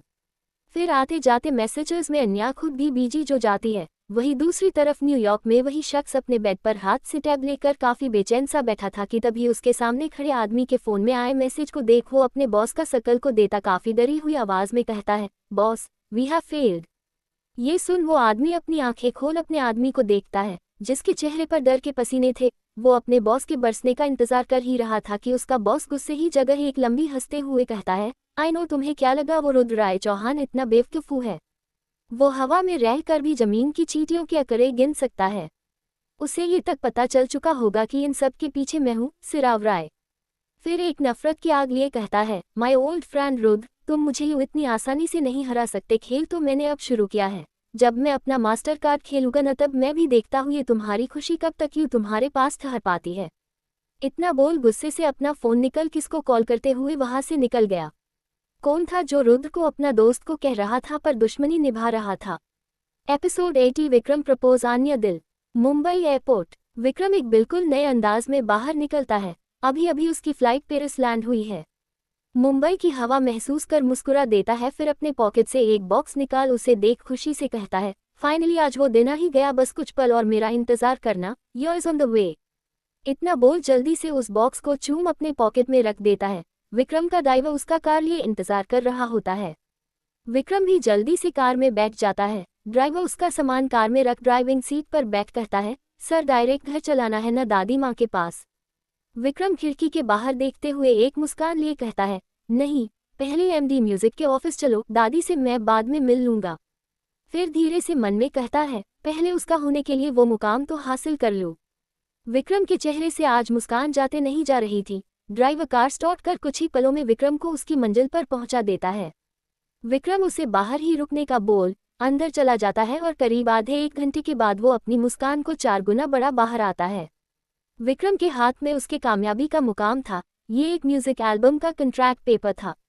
विक्रम को म्यूजिक में काफ़ी दिलचस्पी था और वो हमेशा से सिंगर बनने की चाह रखता था, पर उसके पापा मतलब मिस्टर की इच्छा था कि उनका बेटा उनकी जगह ले बिजनेस में, लेकिन विक्रम ने इस जगह कभी अपनी रुचि नहीं दिखाई। लेकिन लास्ट टाइम बातों में विक्रम ने अन्या को बताया था कि उसे हमेशा से सिंगर बना था और म्यूजिक में कितना इंटरेस्ट है, पर उसके पापा को नहीं। तो अन्या ने उसे हौसला देते हुए अपने जुनून पे सिर्फ फोकस करने को कहा। अन्या की हिम्मत देने पर विक्रम ने खुद के पैशन को फॉलो करने का सोच काफ़ी मेहनत की और खुद के दम पर कामयाबी हासिल की। विक्रम ने अभी खुद की पहचान छुपाकर अपनी 2 एल्बम रिलीज़ की जो अब काफ़ी हिट थी, और आज ही विक्रम को इंडिया की सबसे बड़ी म्यूजिक कंपनी से एक काफ़ी अच्छा ऑफर मिला, जिसके बाद विक्रम की आसमान को छूने के दौर में था। विक्रम को आज एक अलग पहचान बन चुकी थी। विक्रम जल्दी से कार में खुशी खुशी बैठ जाता है। ड्राइवर उसे खुश देख खुद भी मुस्कुराते हुए कहता है, सर क्या अब हम घर चले? विक्रम न में सिर हिलाते हुए कहता है, नहीं अभी नहीं। ये सुन ड्राइवर काफी कंफ्यूज हो जाता है, कंफ्यूजन में कहता है, तो फिर अब हमें कहाँ चलना है सर? विक्रम काफी सादगी से उसे जवाब देता है, मैं जहाँ कह रहा हूँ। इतना बोल विक्रम ड्राइवर को एड्रेस देता है तो ड्राइवर सिर हिलाते हुए विक्रम की मंजिल की ओर गाड़ी बढ़ जाता है। विक्रम अपनी दादी को काफी मानता था जिसके लिए वो हर वक्त बेचैन रहता है। आज वही विक्रम सब कुछ भूल किसी और दिशा में जाने को था। वही दूसरी तरफ अन्या अपने सारे काम निपटा कर जैसे ही कमरे में जाती है तो उसका ध्यान उसके फोन में बार बार आ रहे मैसेज से टूटता है। वो जब मैसेज चेक करती है तो काफी सारे एक के बाद एक मैसेज आए हुए थे। एक पल तो उसे हैरानी हुई, फिर अगले ही पल उसके माथे पर सिलवट पड़ गई। एक और नोटिफिकेशन आता है जिससे पर वो ठंडी आह भरते हुए और अपने कपबोर्ड की ओर बढ़ गई और कुछ ही पलों में तैयार हुए मिरर के सामने खड़ी खुद को संवारती है। आज उसने हल्की गुलाबी साड़ी पहनी थी, बालों को खुला छोड़ हल्के मेकअप कर कानों में डायमंड की इयररिंग्स और रुद्र के नाम का सिंदूर और मंगलसूत्र पहन एक नज़र खुद को आईने में देख मुस्कुरा उठती है। कुछ हफ्ते बीत चुके थे और इन बीते हफ्तों में अन्या रुद्र को खुद के और करीब महसूस करने लगी थी। उसे रुद्र की फीलिंग एहसास था पर वो लफ्जों में सुनना चाहती है। वो उसका बेदिल पति समझने को तैयार ही नहीं। जिस बात पर अन्या को कभी कभी रुद्र पर काफी गुस्सा भी आया करता है और अगले ही पल उसका गुस्सा उसकी मोहब्बत पर हावी हुए उसे इंतजार करने पर मजबूर करने देता है। यही सारी बातें सोच अन्या खुद के मंगलसूत्र को छू अपने सिर को झटक कर पसलिए नीचे जाती है और दादाजी से परमिशन लेकर वो घर के बाहर निकल जाती है। बाहर ड्राइवर के साथ एक बॉडीगार्ड खड़ा था जो रुद्र ने ही अन्या के लिए रखा था। अब अन्या अकेली बाहर नहीं जाती थी, उसके साथ घर का कोई मेंबर या उसका बॉडीगार्ड उसके साथ ही जाता था और साथ ही रुद्र ने हिडन सिक्योरिटी भी रखी हुई थी जिसका पता किसको नहीं था। अन्या चुपचाप कार में बैठ जाती है और कार जल्दी से चौहान मैंशन से बाहर निकल सड़कों पर दौड़ाने लगती है। करीब आधे घंटे में ही घर एक बड़े से 5 स्टार होटल के आगे रुकती है। अन्या बाहर देखती है तो होटल जितना बड़ा था उतना ही शांत और खूबसूरत था। बॉडीगार्ड दरवाज़ा खोलता है तो अन्या बाहर आती है। वो अंदर की ओर बढ़ जाती है। उसका बॉडीगार्ड भी उसके पीछे ही था। तभी एक कम उम्र की वेट्रेस अन्या के पास आकर उसे ग्रीट करते हुए कहती है, हेलो मैम, सर ने मुझे आपको रिसीव करने के लिए भेजा है, सो प्लीज कम। उद्धरण चिन्ह। अन्या भी हाँ में सिर हिलाकर मुस्कुराते हुए उसके पीछे जाने लगती है। वो वेट्रेस अन्या को एक बड़े से हॉल के दरवाजे के पास ले जाते हुए कहती है, ma'am here sir is waiting for you. उद्धरण चिन्ह। अन्या बॉडीगार्ड को बाहर रुकने का कह अंदर जाती है। अन्या जैसे ही हॉल में एंटर करती है कि उससे चारों तरफ सिर्फ अंधेरा सा दिखता है। अन्या तो ये अंधेरा काफी अजीब सा लगता है, फिर खुद को हिम्मत दिए आगे बढ़ आवाज देती है, विक्रम। उद्धरण चिन्ह। अन्या के एक आवाज से उसके चारों तरफ रोशनी छा जाती है। इतनी रोशनी की वजह से एक पल तो अन्या अपनी आंखों बंद कर अपने हाथों से उसके ढक लेती है, फिर धीरे धीरे अपनी आंखों से हाथ हटाकर जैसे ही अपनी आंखें खोलती है तो वो हैरान सी रह जाती है। चारों तरफ रोशनी में जगमग हॉल के बिल्कुल एक फेरी तले जैसा था, मानो आसमान के सितारे आज जमीन पर आ गए हो। सब इतना सुंदर था कि अन्या के आंखों में सब खुशी की लहर दौड़ गई और साथ ही उसकी मुस्कान 4 गुना बढ़ गई। अन्या आसपास नजरें घुमा एक बार फिर कहती है, ओ रॉकस्टार वेयर आर यू। तभी अन्या के कानों में एक आवाज पड़ती है, तुमको पाया है तो जैसे खोया हूं, कहना चाहूं भी तो तुमसे क्या कहूं, किसी जबां में भी वो लफ्ज ही नहीं कि जिनमें तुम हो क्या तुम्हें बता सकूं।